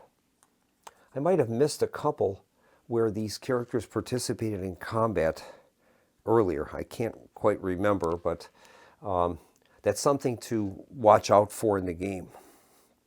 As soon as they participate in combat, probably best to just lay their token down, and then you know that they're not eligible for any actions. Okay, there's no marker adjustments to make, so we'll go to the end of the turn. And now we have to do our time check, and this is going to be an extended night. So turn 10 is automatically a extended night, so we're going to switch that to a day 1, and Dracula will recover, because of the extended night, 1 level. And this will move him back up to level 6, so he's at a strength of 2. On our arrival track, Jonathan Harker pushes forward, trying to get to London as soon as possible. And now we'll check Renfield. The number is 5, and he's going to remain at Carfax. That's not good. Move on to our event. And we've got They Must Feed. A hunter is attacked. Draw a random value to determine the attacker from those available on the vampire display. The attacker strikes the hunter with the most bites. Okay, so in this case, no one has any bites. Wait a minute. No, Jonathan Harker does, but he's not in London yet. So it's going to be a random individual. We'll see who they're going to be fighting against.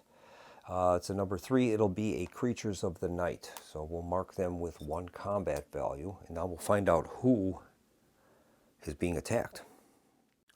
And I guess we'll just draw a card. It'll be 1, 2, 3, 4, 5 to determine the random target. And we've got a 1, so it's going to be Dr. Seward. He is being attacked. All right, Van Helsing only has a strength of 1. Creatures of the Night have a strength of 1. They have the initiative, but Van Helsing is going to use the hosts. And that's going to automatically cancel the battle. That would give him 1 attack, but in this case, it's against a creature that will be perpetually coming back. So he's won the battle. So Van Helsing has participated in a combat, so he will be ineligible for any actions. We'll move on now to the Plague Spread, and we'll find out how many there will be. Dracula's strength is 2. And once again, 2 more. Okay. So there are 4 possibles 4 possible locations for the spread of 2 tokens. So we'll see where the first one is going. On a 4, that's 3. So one will be in St. Luke's. Place that in St. Luke's. And we'll check another card. And this one is a 1, so that'll be going into St. George in the East. Okay. So those are the spread. And we'll continue with our actions. We'll begin with a cleansing attempt in Belgravia with Holmwood. We'll see what he is going to be able to accomplish. So we'll see who Arthur is opposing. And it's Dracula. Oh boy. His strength is 2. He'll gain 1 for the coffins. He's at 3. And he has the initiative once again. So we'll start out with Dracula's attack. It's a 5. So he's missed. Here is Arthur's attack. 2. He missed. Back to Dracula. It's a 1. Dracula has 1. And Arthur is going to take a wound. Okay.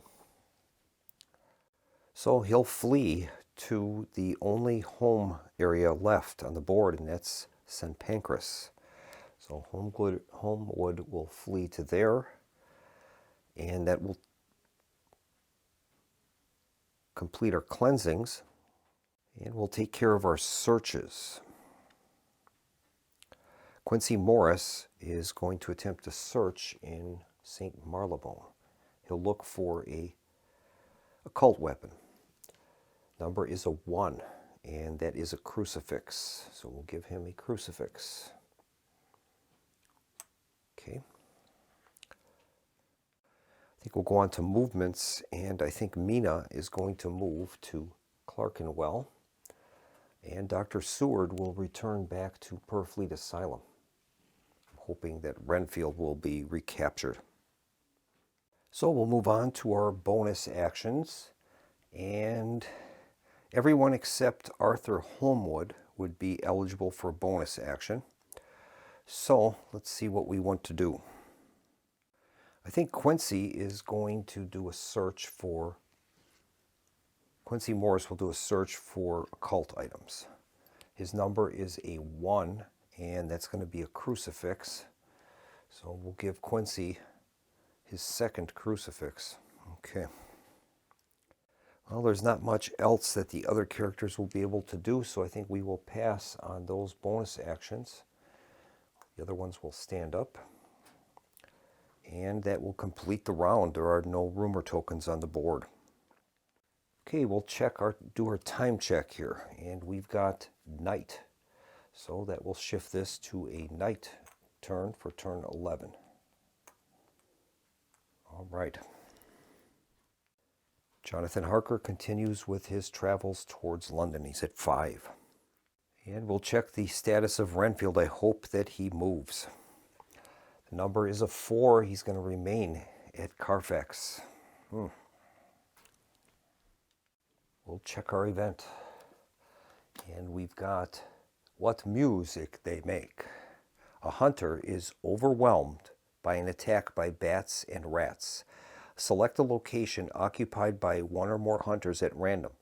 The hunters in this location discard all items they are carrying. If no items are being carried by the hunters at the chosen location, one of the hunters in that location is attacked by the creature of the night. Okay. Well, any characters that are in cleansed areas would not be eligible, I would imagine, so that makes Morris immune, but the other 4 would be possible. So I guess we will go 1, 2, 3, 4 and determine who it is. The result is a 2, so that's going to be Mina. So Mina is going to lose all of her stuff: a kukri, stakes, and hosts. Now we'll take care of our plague spread. Dracula is on a strength of 2. The result is 1, so 1 token will be placed. Possible locations would be Whitechapel and St. Olave and Southwark. So we'll draw a card and check 1 to 2. And it's 2, it's going to be St. Olave. Okay, that's across the Thames. All right. Okay, we'll start with our actions, and there will be no cleansings at this time, so we'll move on to searching. And obviously we're going to have Mina attempt to search for a secular weapon. See if she can find something. Search number is a 6, and a 6 is choice from the inventory. Well, she's going to take the kukra. That's the best weapon that's there. We'll give that to Mina. That's great. I think Van Helsing will also search. He would like to get a secular weapon, so we'll try that for him. Result is a 3, and that's going to be a draw from the search bag.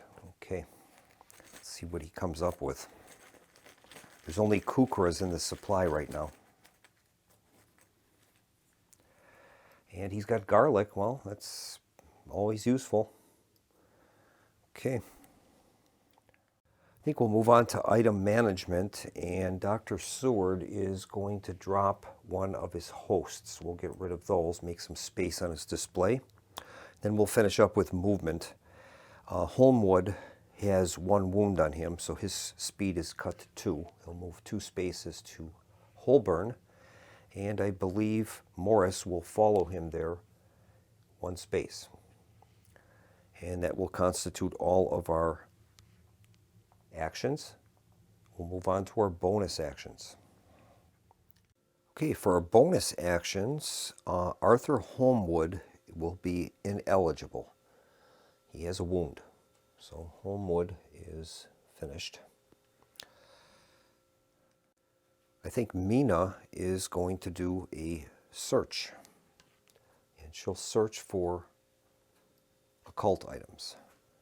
She's got a 6, and that is choice. Okay, well, she's going to take garlic. Okay, next up is Dr. Seward. He is going to search for occult items. His number is 4, and that's going to be holy water. Okay, we'll give him a holy water.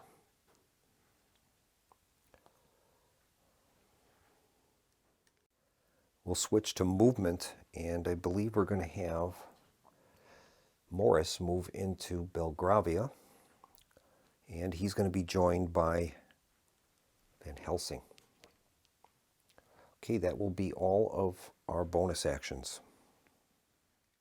And that will complete the turn, and we'll start a new round, and we'll check the time check. It's currently a night 1, and we get night, so it's another extended night will be occurring. All right. Jonathan Harker finally arrives in London. I think we'll place Jonathan Harker with Mina. Makes sense. Now the all-important Renfield, and he's got a 4, so he's going to remain in Carfax. We'll take care of our event. And it's they must feed. A hunter is attacked. Draw a random value to determine the attacker from those available. The attacker strikes the hunter with the most bites. In the case of ties, it'll be Lucy if she has not been turned. Otherwise, determine a hunter randomly. Okay. If it is a day turn, reduce the vampire's strength by 1. It is not. It is a night. Let's see who they're going to be combating. It is a 3, so that's going to be Count Dracula. All right, his strength is 2. All right, Holmwood is in a secure area. He's in a cleansed area, so it's going to be one of the other 5 characters. So we'll go 1, 2, 3. Well, wait, it has to be the strikes the hunter with the most bites. The most bites is tied between Jonathan and Holmwood. Holmwood is immune, so it will be Jonathan Harker. Okay. Jonathan has no weapons. Well, fortunately, Jonathan is in the same space with Mina, so he'll gain the advantage of her kukra. So his strength is 3, Dracula's is 2, Dracula has the initiative. Here is the attack. It is a 2, so Dracula wins. Jonathan Harker is going to take another bite. So both of those characters, they have to retreat, and the only place they can go to is St. Pancras, which is a home area, and they won't be able to take any actions because they're involved in a combat. We'll take care of the plague spread, and Dracula's strength is 2, and he'll be placing 1. So we got to figure out where this one is going to go. And that plague will spread in one of 5 areas, so we'll get a 5, and that's in location 3. It's going into Whitechapel. We'll place a plague token in Whitechapel. Okay. And I think we're going to begin with a cleansing, and we'll attempt the cleansing in Belgravia. We've got Van Helsing and Morris there. Van Helsing is going to take the lead on this. He has no weapons, but Quincy has the pistol, so his strength will be 4. Let's see who we're fighting. And it's going to be the infected. Okay. So the infected will get the benefit of the coffin bonus. They're at a total of 2. Van Helsing is going to use his crucifix. That will allow him to have the first strike. He has a strength of 4. And he's got a 2. He's done it. He has gotten rid of the infected, and he's going to use one of his garlic to cleanse the area. So the team of Van Helsing and Morris were involved in a combat, and they've cleansed Belgravia. That's great. Okay, the only characters that are remaining for actions are Holmwood and Dr. Seward. I think Holmwood is going to travel into Belgravia. That'll be a move action for him. And finally, we have Dr. Seward. And I think he's just going to remain at Purfleet Asylum. Move on to our bonus actions. And the only character that has a bonus action would be Dr. Seward. Holmwood is wounded. Dr. Seward, what do you want to do with him? Well, he can't search. He's filled up with items. So I think we will just pass on his bonus action, and we will end the round. Now we're under an extended night, so it will become day 1 for turn 13. Dracula will move up in strength to 7, which is still 2 strength. Now we'll do our check for Renfield. The number is 5, so it doesn't fall in that range, so he will remain where he is. And now it is our event, and we've got slow travels. Weather and road hazards are making travel through Europe difficult. Any hunters on the arrival track are moved 1 space down. A hunter in the 1 box remains in place. If no hunters are on the arrival track, select a hunter at random and place them on the track per a die draw. So we'll have to select a random hunter, and we've got 6 total. So 1, 2, 3, 4, 5, 6. Random number is 2, so that will be Holmwood. Holmwood is going to go onto the track, and we need a random die number to see what space on the track he goes. And of course, it's 6. So that means he's going to return at the start of the next round. Now we'll take care of our plague spread. Dracula's strength is 2, and he'll be placing 1. Okay, there's 4 possible locations, and the number is 1, so it's going into Clerkenwell. Okay, we'll start with our actions, and we're going to start with searching, and let's see what we want to get here. Jonathan Harker has no weapons, and he's got 2 bites, so we need probably Van Helsing there to assist him with some transfusions. Okay, so Harker can't move, so I guess he will just search in St. Pancras. We'll have him look for a occult item. The number is 1, and that is a crucifix. Well, that'll help him a little. We'll give that to Jonathan Harker.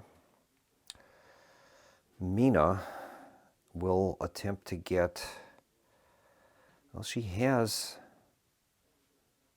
garlic, so I think I'll save her for a move action. Van Helsing is going to try to make his way to St. Pancras, so he'll be a move. Morris is filled up as well. He has 2 crucifixes. Okay. Dr. Seward is filled up. Okay. So, I think we'll move on next to item management. Dr. Seward will get rid of his holy water. That'll be his turn. And is there anyone else that's going to be getting rid of items? Morris is going to stay in Belgravia, and he'll get rid of one of his crucifixes. Now we'll go on to movement. Van Helsing has a movement of 2, so we'll move him into Marylebone. And Mina, she's going to move into Clerkenwell, and we'll reveal that token. And it's 2 coffins. Okay, let's see if we're going to have a combat there. Coffin number is 4, so that we will not have one. That's great. Okay, that finishes up all of the standard actions. We'll go to bonus actions. Let's see here. Jonathan Harker will be unavailable for bonus action. Arthur Holmwood is on the track, and that's it. So the other ones are eligible. We'll start out with a cleansing, and she'll attempt to cleanse in Clerkenwell. We'll see who Mina is opposing. And it's going to be Dracula himself. Okay, Dracula's strength is 2. He gains nothing from the coffin bonus, and he has the initiative, so he'll start out with a 2 attack. And it is a 5, so he's missed. Mina will strike with her kukri. She has a 5. That's a miss. We'll go back to Dracula. He's got a 1, so he's going to bite her, and she'll lose her kukri. We're starting to have problems here. So Mina will have to flee, and only St. Pancras remains. All right. Okay, there won't be any more searches, I don't believe. Well, Quincy could search in Belgravia. I guess we'll have him search for a occult item. His number is a 5, and that is going to be wood stakes. Okay, we'll give those to Quincy. That'll take care of the searches. Now we'll go to moves, and I think we will move Van Helsing into St. Pancras. So we've got 3 characters here. He can maybe start some transfusions there. Then we've got Dr. Seward. Oh boy. Well, Dr. Seward. I guess he will move into Poplar. Move him there. Okay, that is it for the bonus actions. And as there are no more rumor tokens on the board, we'll go to our next round. It's currently a day turn, so let's check the card, and it goes to night. So we'll have a night on turn 14. All right. Okay, checking the arrivals, we do have Holmwood coming in from arrival box 6. And we can place him in, I guess, St. Pancras. Put him there. All right. Next is Renfield. And it would be nice to move Renfield back to Purfleet. The number is 2, and it falls in the range, so he's going back to his cell, finally, in Purfleet Asylum. We'll check our event. And we've got strange rumors in Wandsworth. Okay, Wandsworth has been cleansed, so it says place a rumors marker in the location. If a marker is in this location, the hunter with the most bites is attacked instead. Okay. Well, unfortunately, the hunter with the most bites is Jonathan Harker, so all of the characters have to participate. That means they're going to be losing their actions. Oh boy. Okay, Jonathan is the target. He has 2 bites. His strength will be 1 + 1 for Holmwood's dagger. So he's got a strength of 2. Let's see who is attacking him. And it's going to be the infected. Okay. The infected currently have a strength of 1. And that's all they're going to gain. So we have the initiative. So I guess Harker will use his crucifix. That'll stop any counterattack that might happen, and we'll check Jonathan Harker's attack. He's got a 4, so he's missed. He uses the crucifix, stopping the infected. He'll go back to his attack again, and I think Van Helsing will use his crucifix to stop the next attack. Here's Harker's attack. He's got a 1, and he's defeated the infected. Okay. Unfortunately, that combat knocks out 4 of our characters, so it's not a good idea, I think, to have too many characters in a space, because you could easily have them all knocked out for actions. We'll move on to the Plague Spread. Dracula's strength is 2, and he'll be placing 1 this time. Okay. Okay, there's only 3 spaces available, so we'll get a number from 1 to 3. And it's 1, so it's going to be the strand. So we'll place 1 plague marker in the strand. Okay. And now it's our actions phase. All right. Well, only 2 characters have actions, and that's going to be Dr. Seward and Morris. Morris does not have any garlic.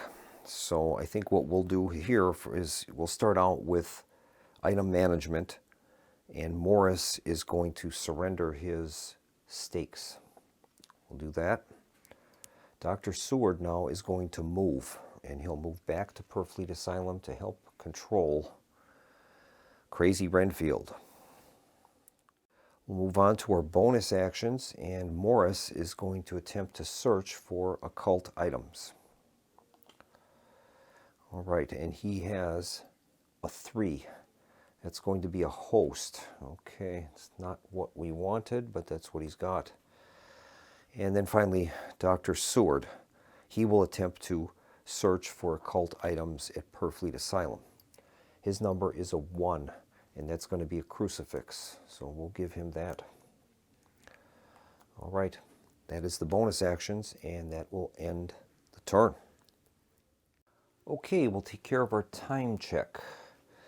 And we've got daylight.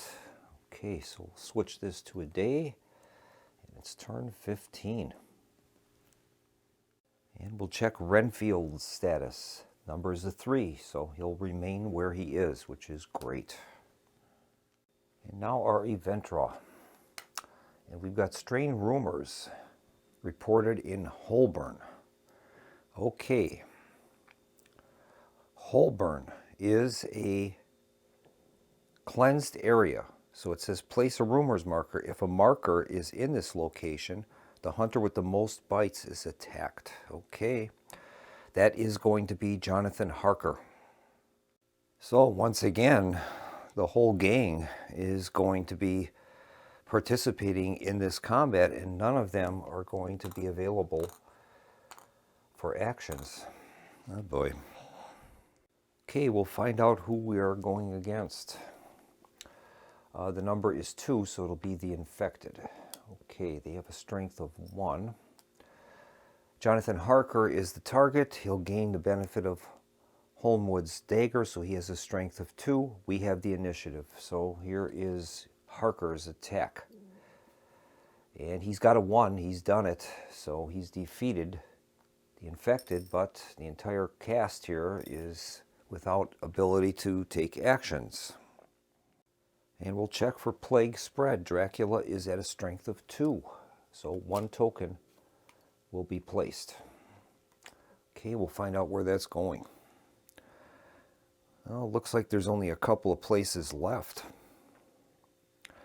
Looks like it's going to be Camberwell or Bermondsey and Rothersley. Okay, so I guess we'll take a 1 and a 2. That'll be the options. And it's a 1, so it'll go in Camberwell. We'll place it there. right. Now it's our actions phase. We only have Morris and Dr. Seward available. Morris does not have any garlic, so he won't be able to do much there. Morris has a speed of 4. So, let's see here. Well, both Morris and Seward are filled up.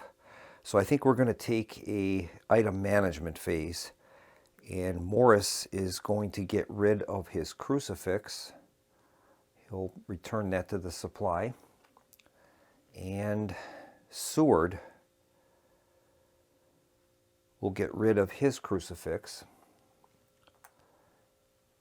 And that will end the standard actions. We'll move on to our bonus actions. Both of them are eligible for bonus actions, and both of them will take a search for occult weapons. We'll start with Morris. He's got a 1. It's going to give him a crucifix, so no help there. And then Dr. Seward. He has a 4, and a 4 is going to be holy water. So we'll give Dr. Seward a holy water, and that is going to bring the turn to a close. We'll start with our time check, and it's going to be daylight, so we'll go to daylight 2, and we'll have extended daylight for turn 17. We'll check Renfield. Number is 6, so it doesn't fall in the range. He stays where he is. That's great. We'll go to the plague step, and Dracula's going to be placing the last 2 counters. So one of them will be by adjacency. That's going to go into Bemberdsey. The other one, there's no choice. It's going to have to go into St. Pancras. And unfortunately, I believe that that causes a combat immediately. I'm going to check that. No, it doesn't immediately cause it, but we have to check it right away. So we've got 2 coffins. So we'll check the coffin number and see if there's combat. Coffin is a 1, so there will be combat. And once again, all of the characters have no actions. Well, I guess we'll have Van Helsing take the lead on this. His strength is going to be 2 with the dagger from Holmwood. We'll find out who he's going against. And this time it's 3. That's going to be Dracula himself. All right. All right, Dracula's strength is 2. He gets 1 for the coffins, and we have the initiative because Renfield is in the asylum. So we'll start with Van Helsing, and he has a strength of 2. That number is 4. We've missed. We're going to have Jonathan Harker use his crucifix to stop the attack from Dracula, and we'll go on to a new round with Van Helsing. We need a 2. He's got a 3. Not enough. And we'll use Van Helsing's crucifix to stop Dracula's attack. We'll move to another Van Helsing attack. It's a 3. We've missed. Now Dracula is up. Dracula's strength is a 4. He missed. Back to Van Helsing looking for 2. He's got a 5. Dracula, a 3. And Dracula has bitten Van Helsing. So Van Helsing is going to take a bite. Not good. And so as there's a coffin in St. Pancras, we have to retreat or flee to a location with, there's no other home locations that are available. Well, there are. Belgravia is a home location that's been cleansed. So we can either go there or, that would be the next priority. So these have to go to that space. They'll all go to Belgravia. All right. And that will end that. All right, that finishes the plague spread. We move on to their action phases. And again, we've only got 2 characters that are available. So, I guess we'll start with item management, and Dr. Seward is going to get rid of his holy water.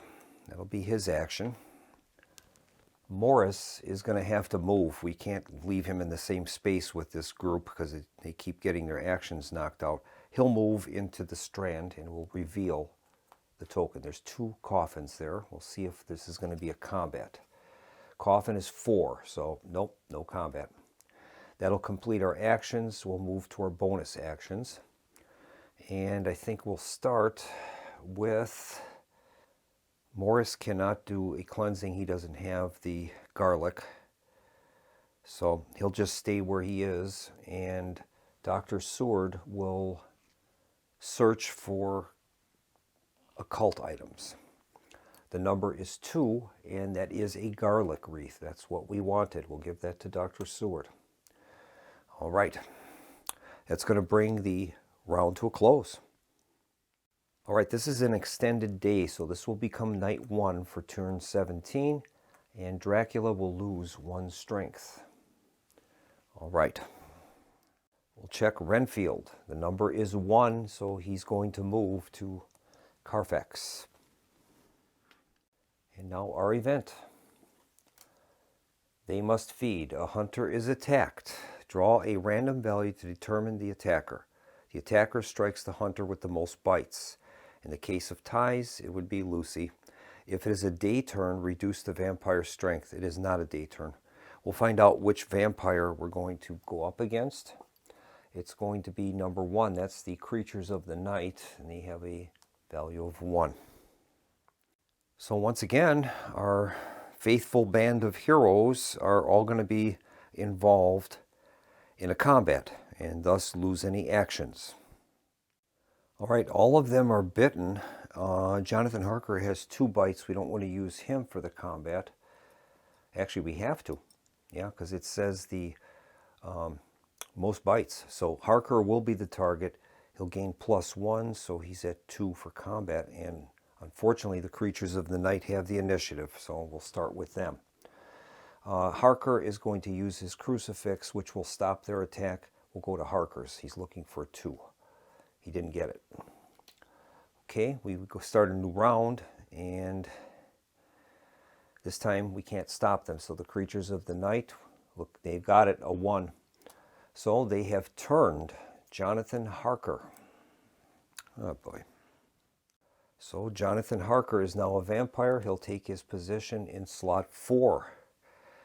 And when a vampire turns, I think we can retreat. I'll see. Well, the rules don't directly state what happens. I'm guessing that you would be able to flee. It doesn't expressly state that in the rules. That's another thing we'll have to add to the list of questions. So Jonathan Harker is gone, and these tokens will evidently go back into the supply, I would imagine. So we have to flee from that location, and we'll have to flee to a location with another character, so they'll have to go into the strand. All right. There's no more plague tokens to place, so we'll move on to our action phase. I'm going to start out with Morris, and Morris is going to go to item management, and he's going to give a hosts, and we'll give that to Van Helsing. We'll do that. That'll be Morris's turn. Now we've got Dr. Seward. He does have garlic. So I think Dr. Seward will move. He'll move 1, 2 into the Mile End Old Town. We'll reveal the plague. It's 2 caskets, 2 coffins. See if we've got combat there. And the coffin number is 2, so there will be combat with Dr. Seward. We'll see who our opponent is, and it's going to be a 4 is what we're looking at. 4 is 1, so it'll be Creatures of the Night again. That's an easier one. They're going to have the initiative. We can stop the combat right now by using the hosts, and I think we will do that. I'm not going to take any chances. So he'll stop the combat immediately, and they will flee. That's going to complete our regular actions. We'll move to bonus actions. And I'll start with Dr. Seward attempting to cleanse Mile End Old Town. Dr. Seward with the pistol has a strength of 4. We'll see who his opponent will be. And it's going to be the vampire version of Jonathan Harker. Okay, so his strength currently is 2, and we'll have to see what the coffin bonus is. Coffin bonus is +1. That'll move them up to 3. He's got a strength of 3, and he has the initiative, so here is his strike. Jonathan Harker. It's a 5. He missed. Okay, here's Dr. Seward. He's got a 3, and he's done it. He's defeated the vampire version of Jonathan Harker. He'll flee. We can't stake him. We don't have any stakes, but Dr. Seward will cleanse the area. So we've cleansed the area. That's great.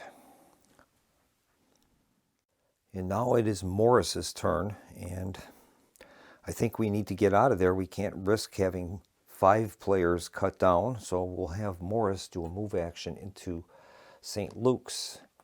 And that has 3 coffins, unfortunately. We'll see if there's a coffin attack. And there is. So we'll have to fight a battle there. All right, Quincy Morris has a strength of 4. Let's see who he's going against. 2. That'll be the infected. They're going to gain a +3, so they're at a strength of 4 as well. So we'll mark them with 4. Morris is going to use his crucifix, and that will give the advantage back to him, and we'll let him strike for this round. Here's Morris's attack. It's a 2. He's done it. So we've defeated the infected. All right. And that's going to bring the round to a close, and all we can do is hope that these characters don't get attacked again and we lose all 4's activations. That's what we'll have to hope for. Okay, we'll start with the time check, and it is day. So we'll shift that to a day action for turn 18.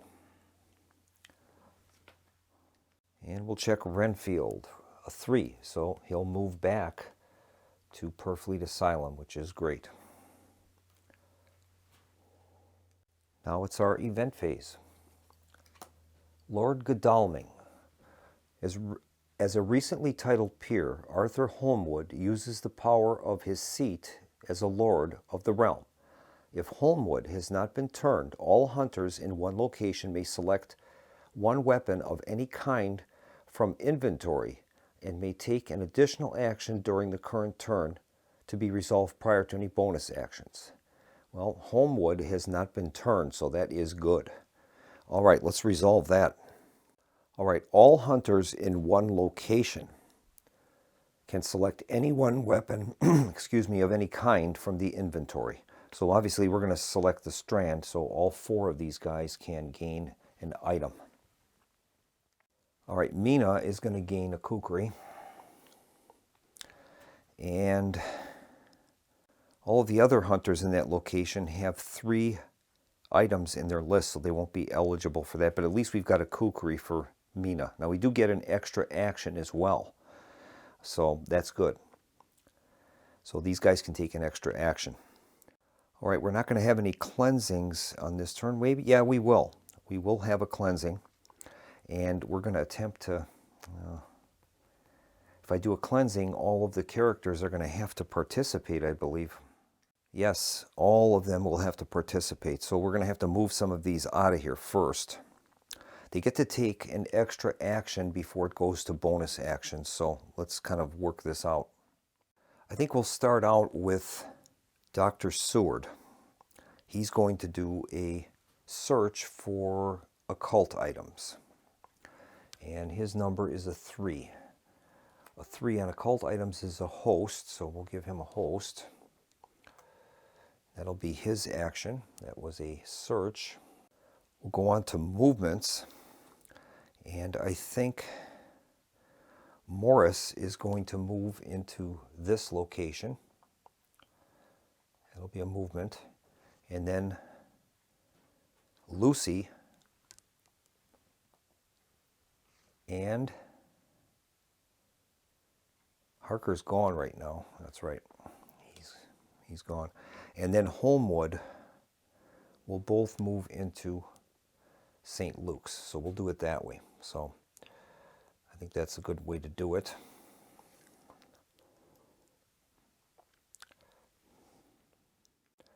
So that's their standard actions. Now we get a bonus action for those other characters. And the bonus action will be to cleanse this area. So that'll be Mina and Holmwood. And I think Mina will be our target, so her strength is a 3 with the kukri. We'll find out who she's going against. It's going to be number 1. That's the creatures of the night. That's great. They'll only have a strength of 1. They can't use the coffin bonus. So we will begin the combat. We have the initiative. So this is Mina's attack on the creatures of the night. And she's got a 1. That's great. We've defeated the creatures of the night. And Holmwood is going to cleanse the area.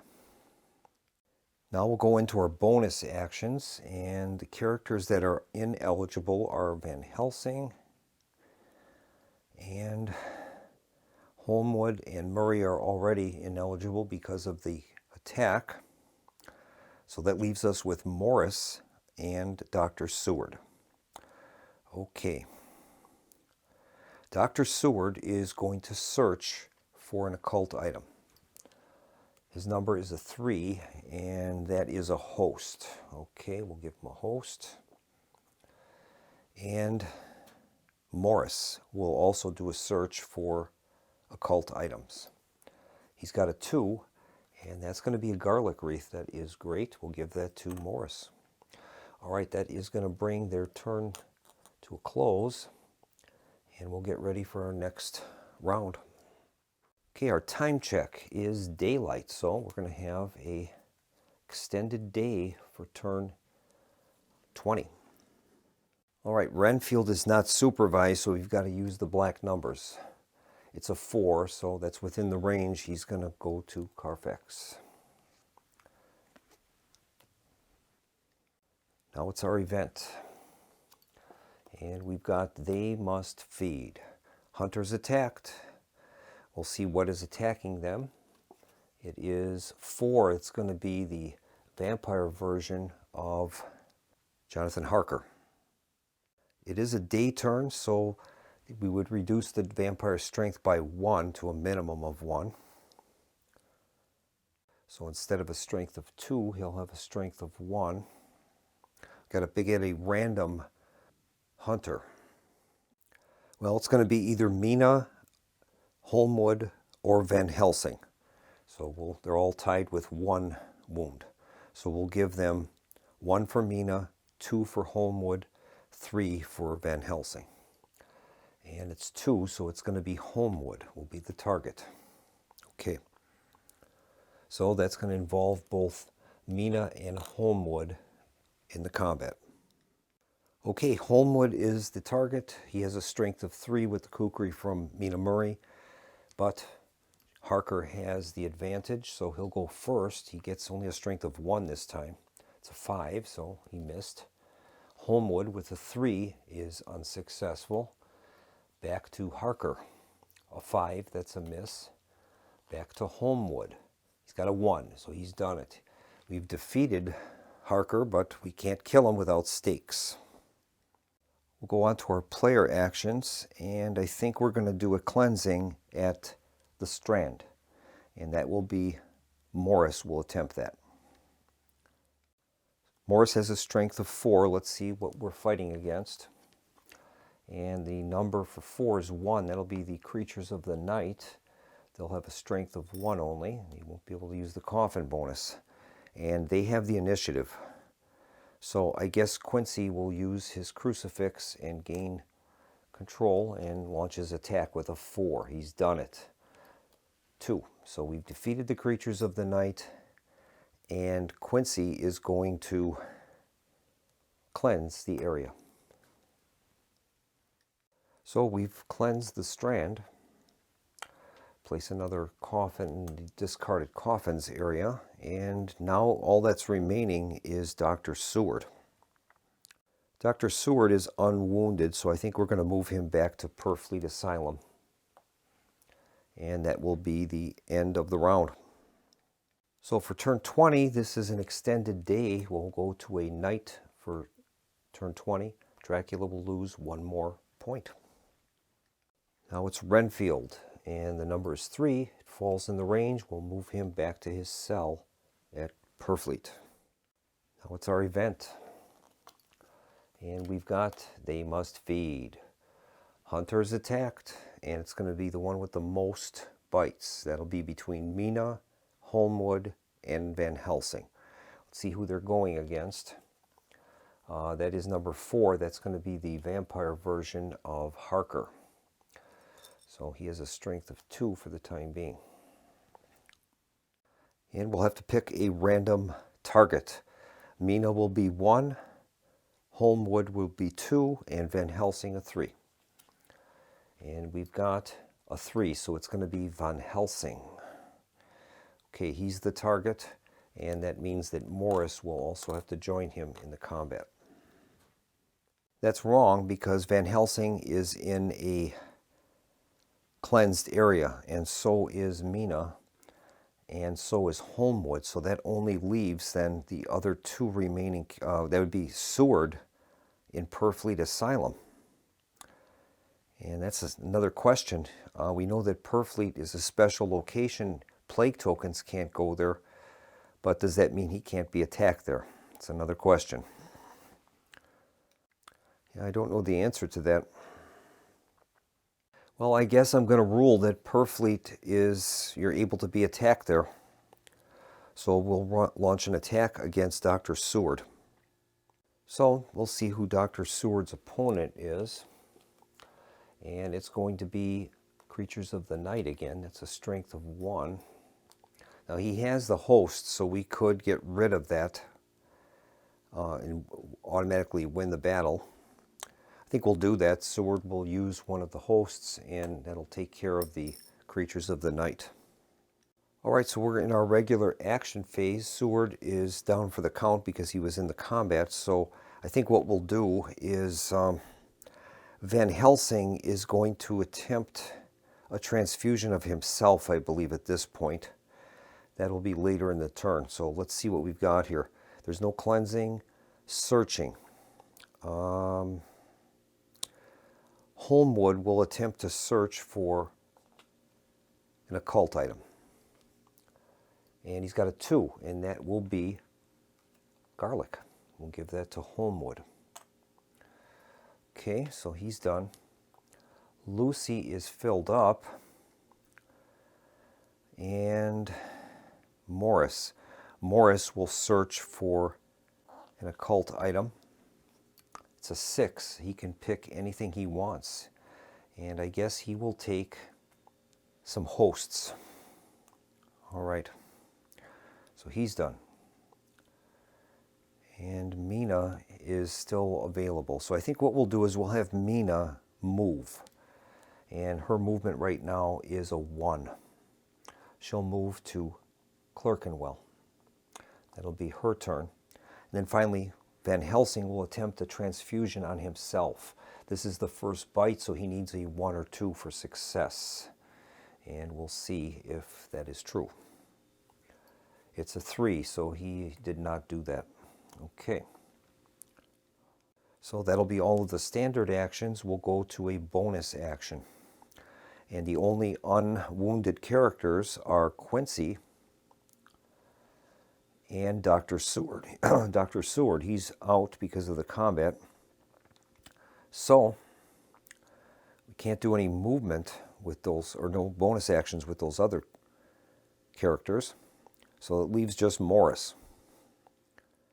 And I guess Morris will move into Whitechapel. We'll reveal that. It's 2 coffins. Let's do a coffin check. Okay, the coffin check is 2, so we're going to have a combat there. Okay, Morris's strength is a 4. We'll see who he's going against. It's 3. It'll be the Count himself. Okay, so Count Dracula's current strength is currently a 1. He'll gain the coffin bonus. That'll move him up to 2. And we have the advantage right now. So we do have hosts. So that would allow us to win the battle automatically if we use that. We also have the cross.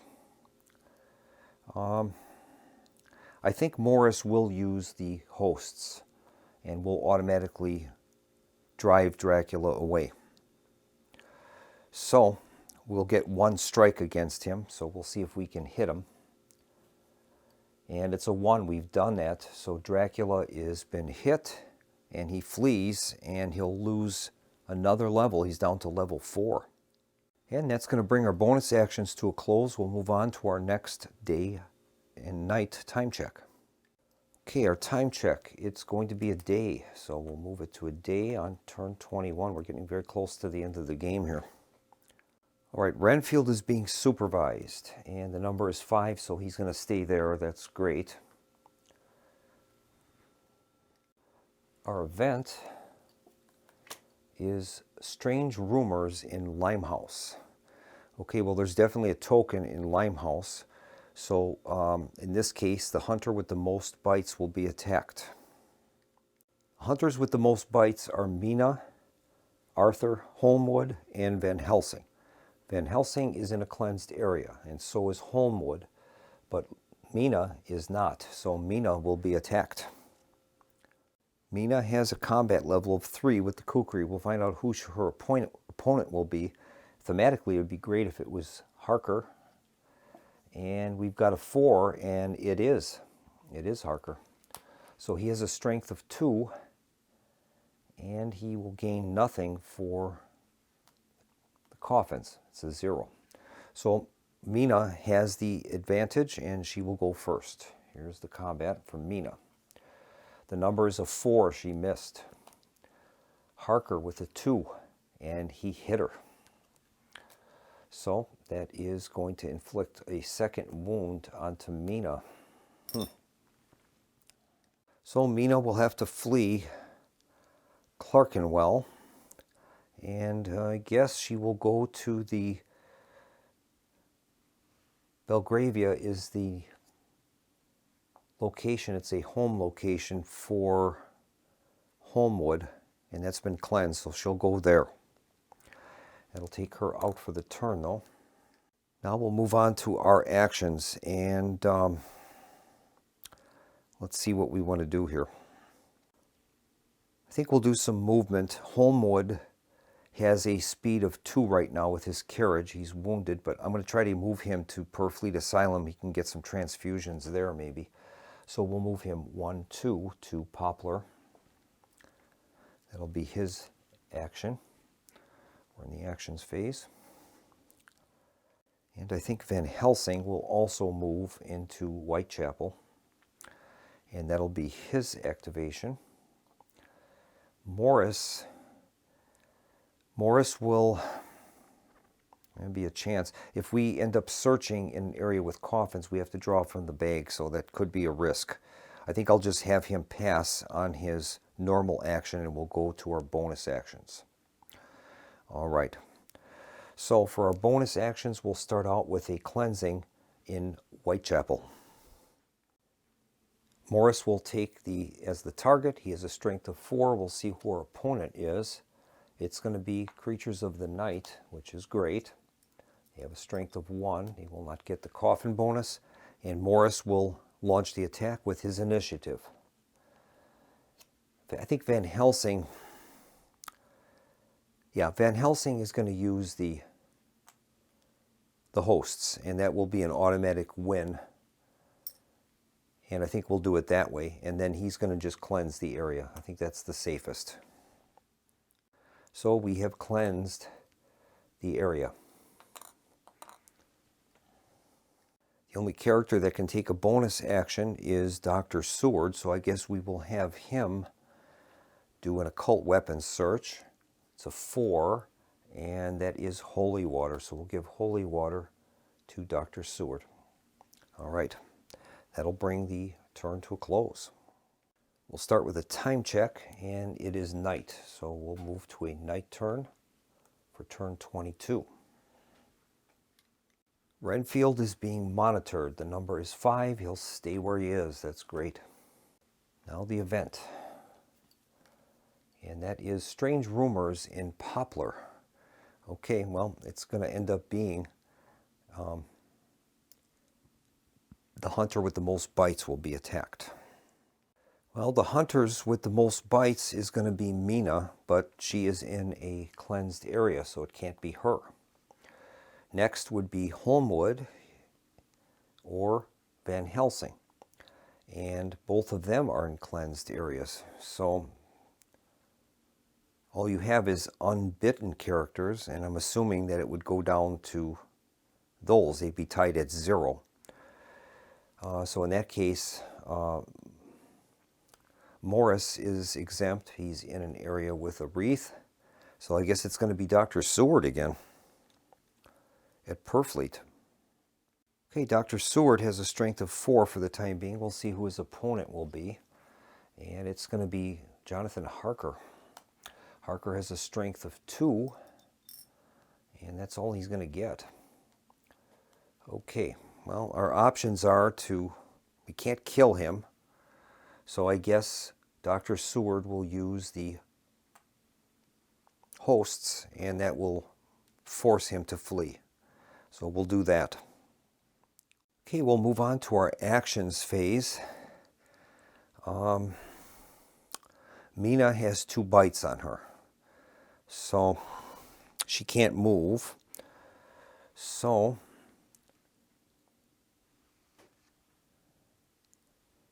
I got to get Van Helsing there. Van Helsing has a movement of 1 only. So I guess we'll try to maybe heal him first. So Morris is in Whitechapel. I guess we'll have him do a search. He'll search there for an occult item. He's got a 1, and that's the crucifix. We'll give him one of those. That'll be his turn. And then we've got Arthur Holmwood. He's going to do a move action into Purfleet Asylum. Maybe he can use the transfusion attempt there. And then finally we have Van Helsing. Van Helsing will attempt to physician heal thyself. And he needs a result for a first bite of 1 to 2. And he didn't get it. So he's having problems with that. Okay, all of the characters have acted. We'll move on to the bonus actions, and the only ones with bonus actions will be Quincy Morris. Seward is down for the count, so it'll be Quincy Morris. And let's see what we want to do with him. Well, we're going to have to start preparing for the final confrontation, I think, so we're definitely going to need some stakes. Can't take care of that at this time, but we'll have to do that soon. So I think we're just going to bring the bonus action to a close, and that'll bring the round to a close. We'll do our time check. It is night, so there's going to be an extended night happening on turn 24. We'll check the supervised Renfield, and he escapes. So he's going to go to Carfax Abbey, and now it is the event. And we've got Jonathan Harker lives. Mina has learned that Jonathan is alive in Budapest. Place Mina's hunter piece on the first space of the arrival track or with Harker if he is already on the track. Upon arrival, place both pieces in the Islington location or any starting location with any hunter if all the locations are marked with a plague or coffin. If Mina is turned, you lose. Okay. Well, Jonathan has been turned, so I guess there's no effect with that card. So we'll move on with our activations. All right. All right, we'll start with our searches, and Dr. Seward will attempt to find an occult weapon. He gets a 3, and that's going to be a host, so we'll give him a host. That'll be Seward's action.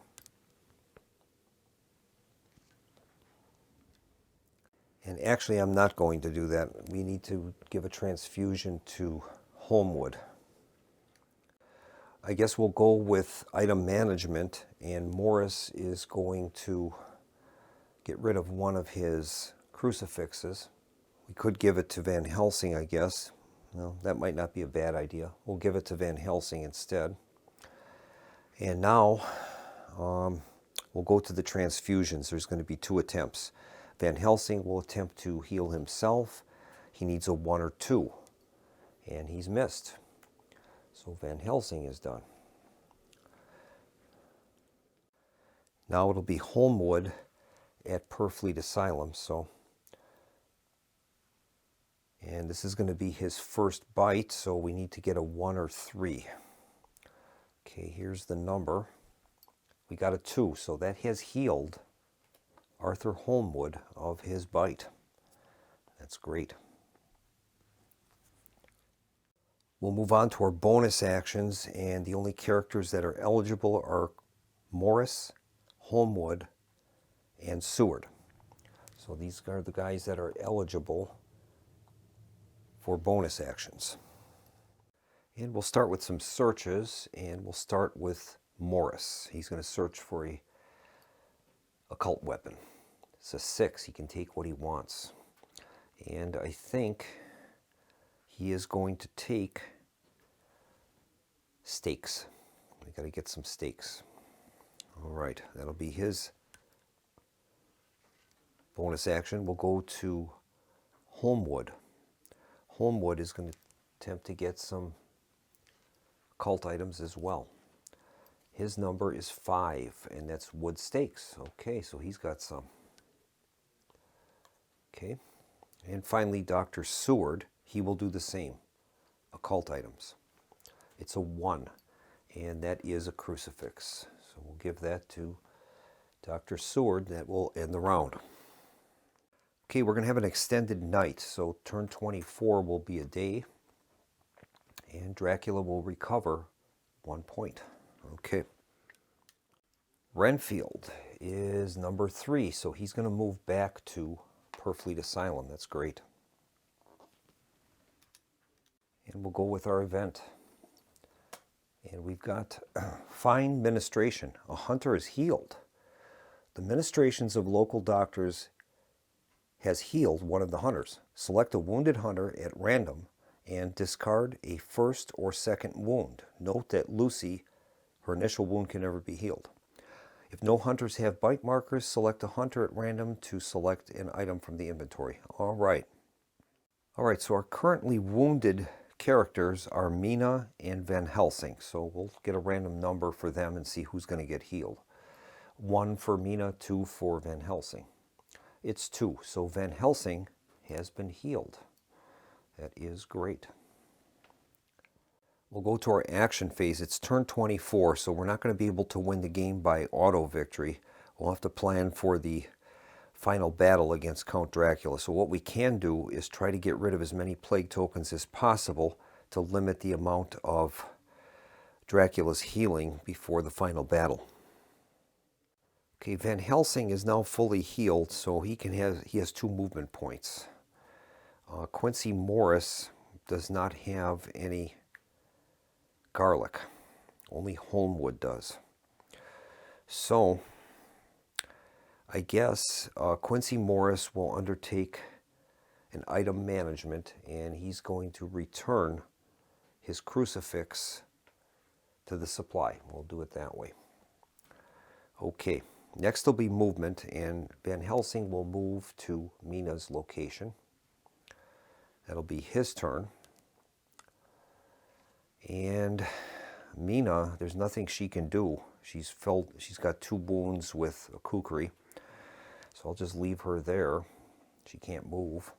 And then Holmwood and Dr. Seward are going to use Holmwood's carriage.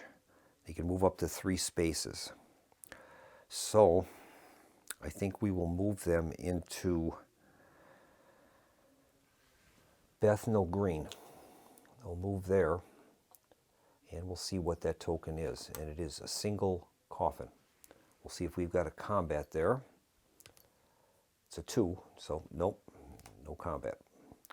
All right, so all of the people have taken their actions, and we'll move on to our bonus actions now. And Mina does not have a bonus action. And that's it. All the other ones can. So I think we'll start with searches. No, we'll start with cleansing.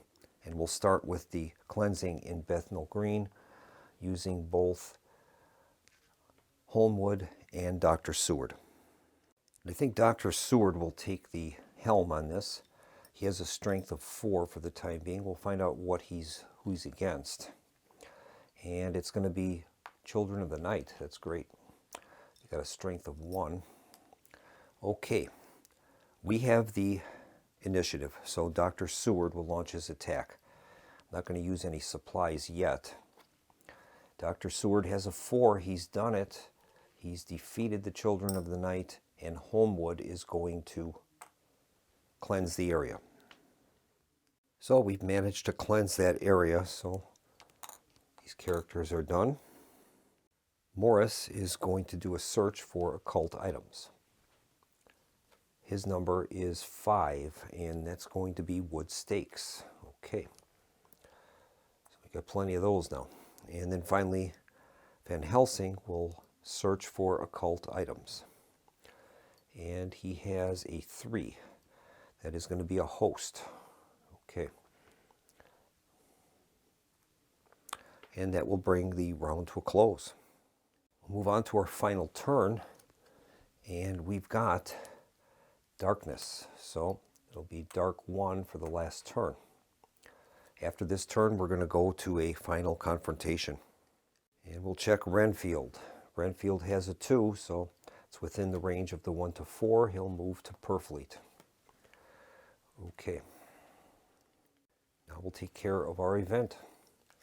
And we've got Slow Them Down. One hunter that occupies one of the following locations may select either a dagger, kukri, or pistol from the inventory as an additional search that is part of the current action.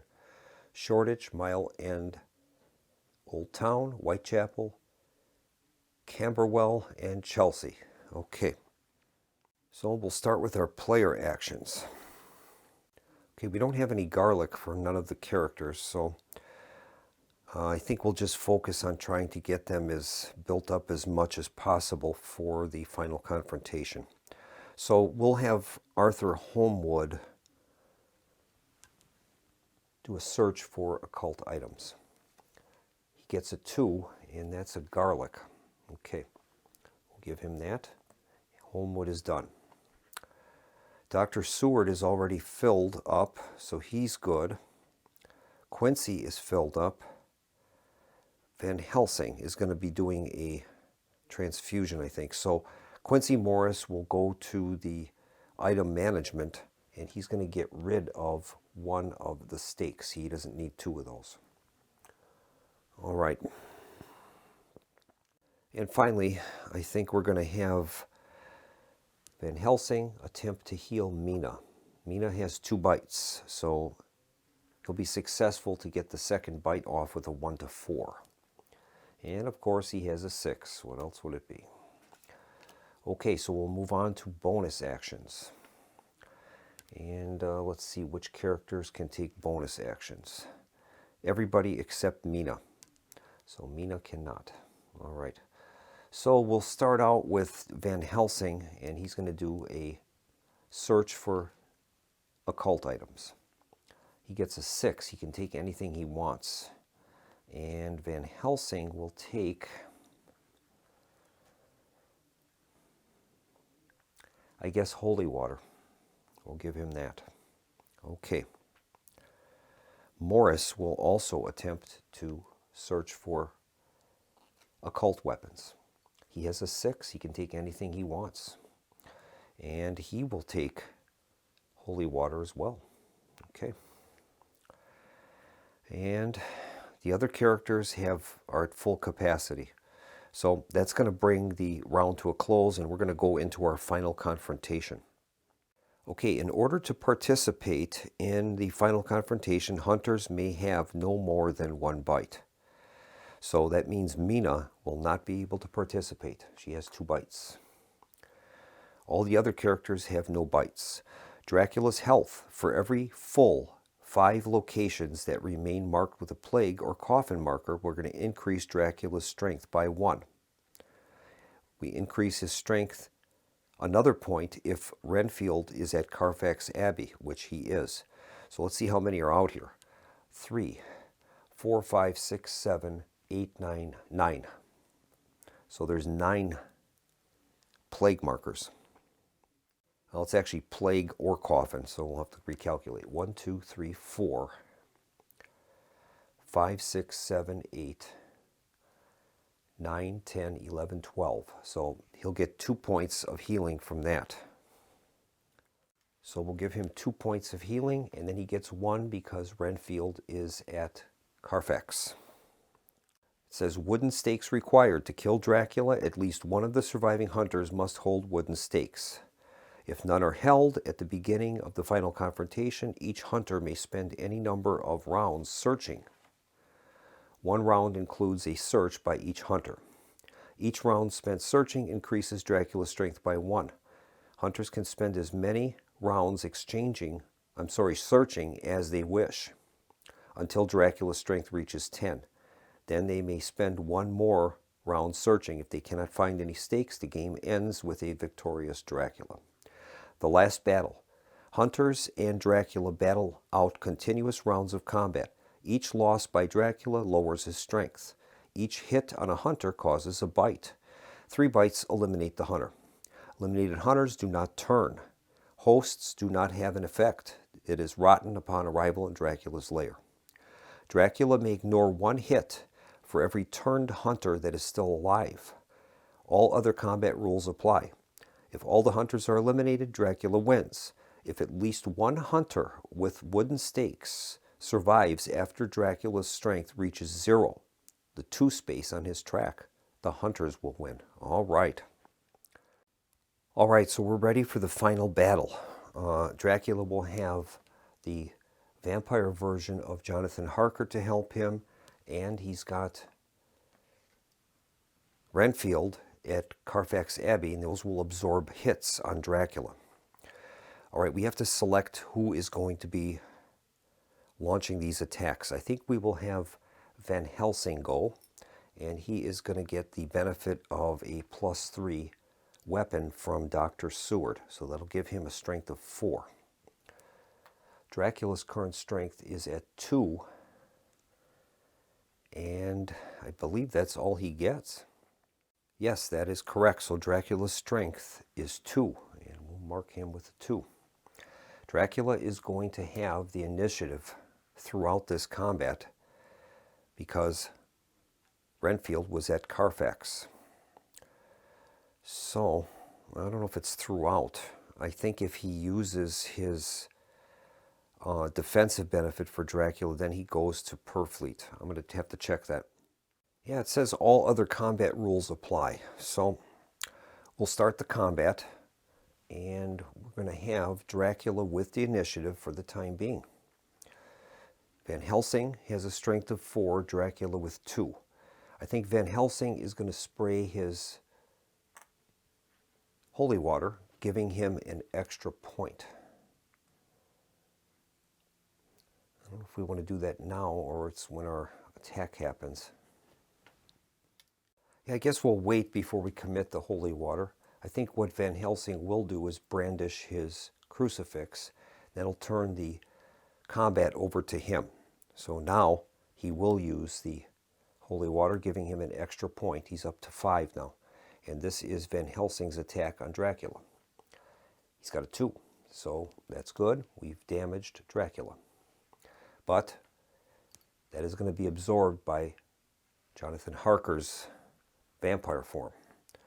All right, so that's the first round. Second round, Dracula would be up. I guess we'll use our crucifix, giving us the combat again. Van Helsing is at a 4, and I'm going to increase that to a 5 by using the holy water from Quincy Morris.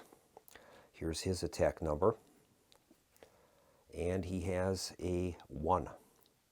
Okay, so that's a hit. We move Dracula down 1 more, but Renfield is there, so that'll absorb the attack. He moves to Purfleet Asylum, and now we have the advantage. It'll be our initiative. We have no more crucifixes left, so we'll continue to have Van Helsing attack. We have the initiative. I'll spend another holy water spraying Dracula with that. We need a 5 now or greater, or 5 or less. The number is a 4, so we've hit him. He's down to level 7 now. Now,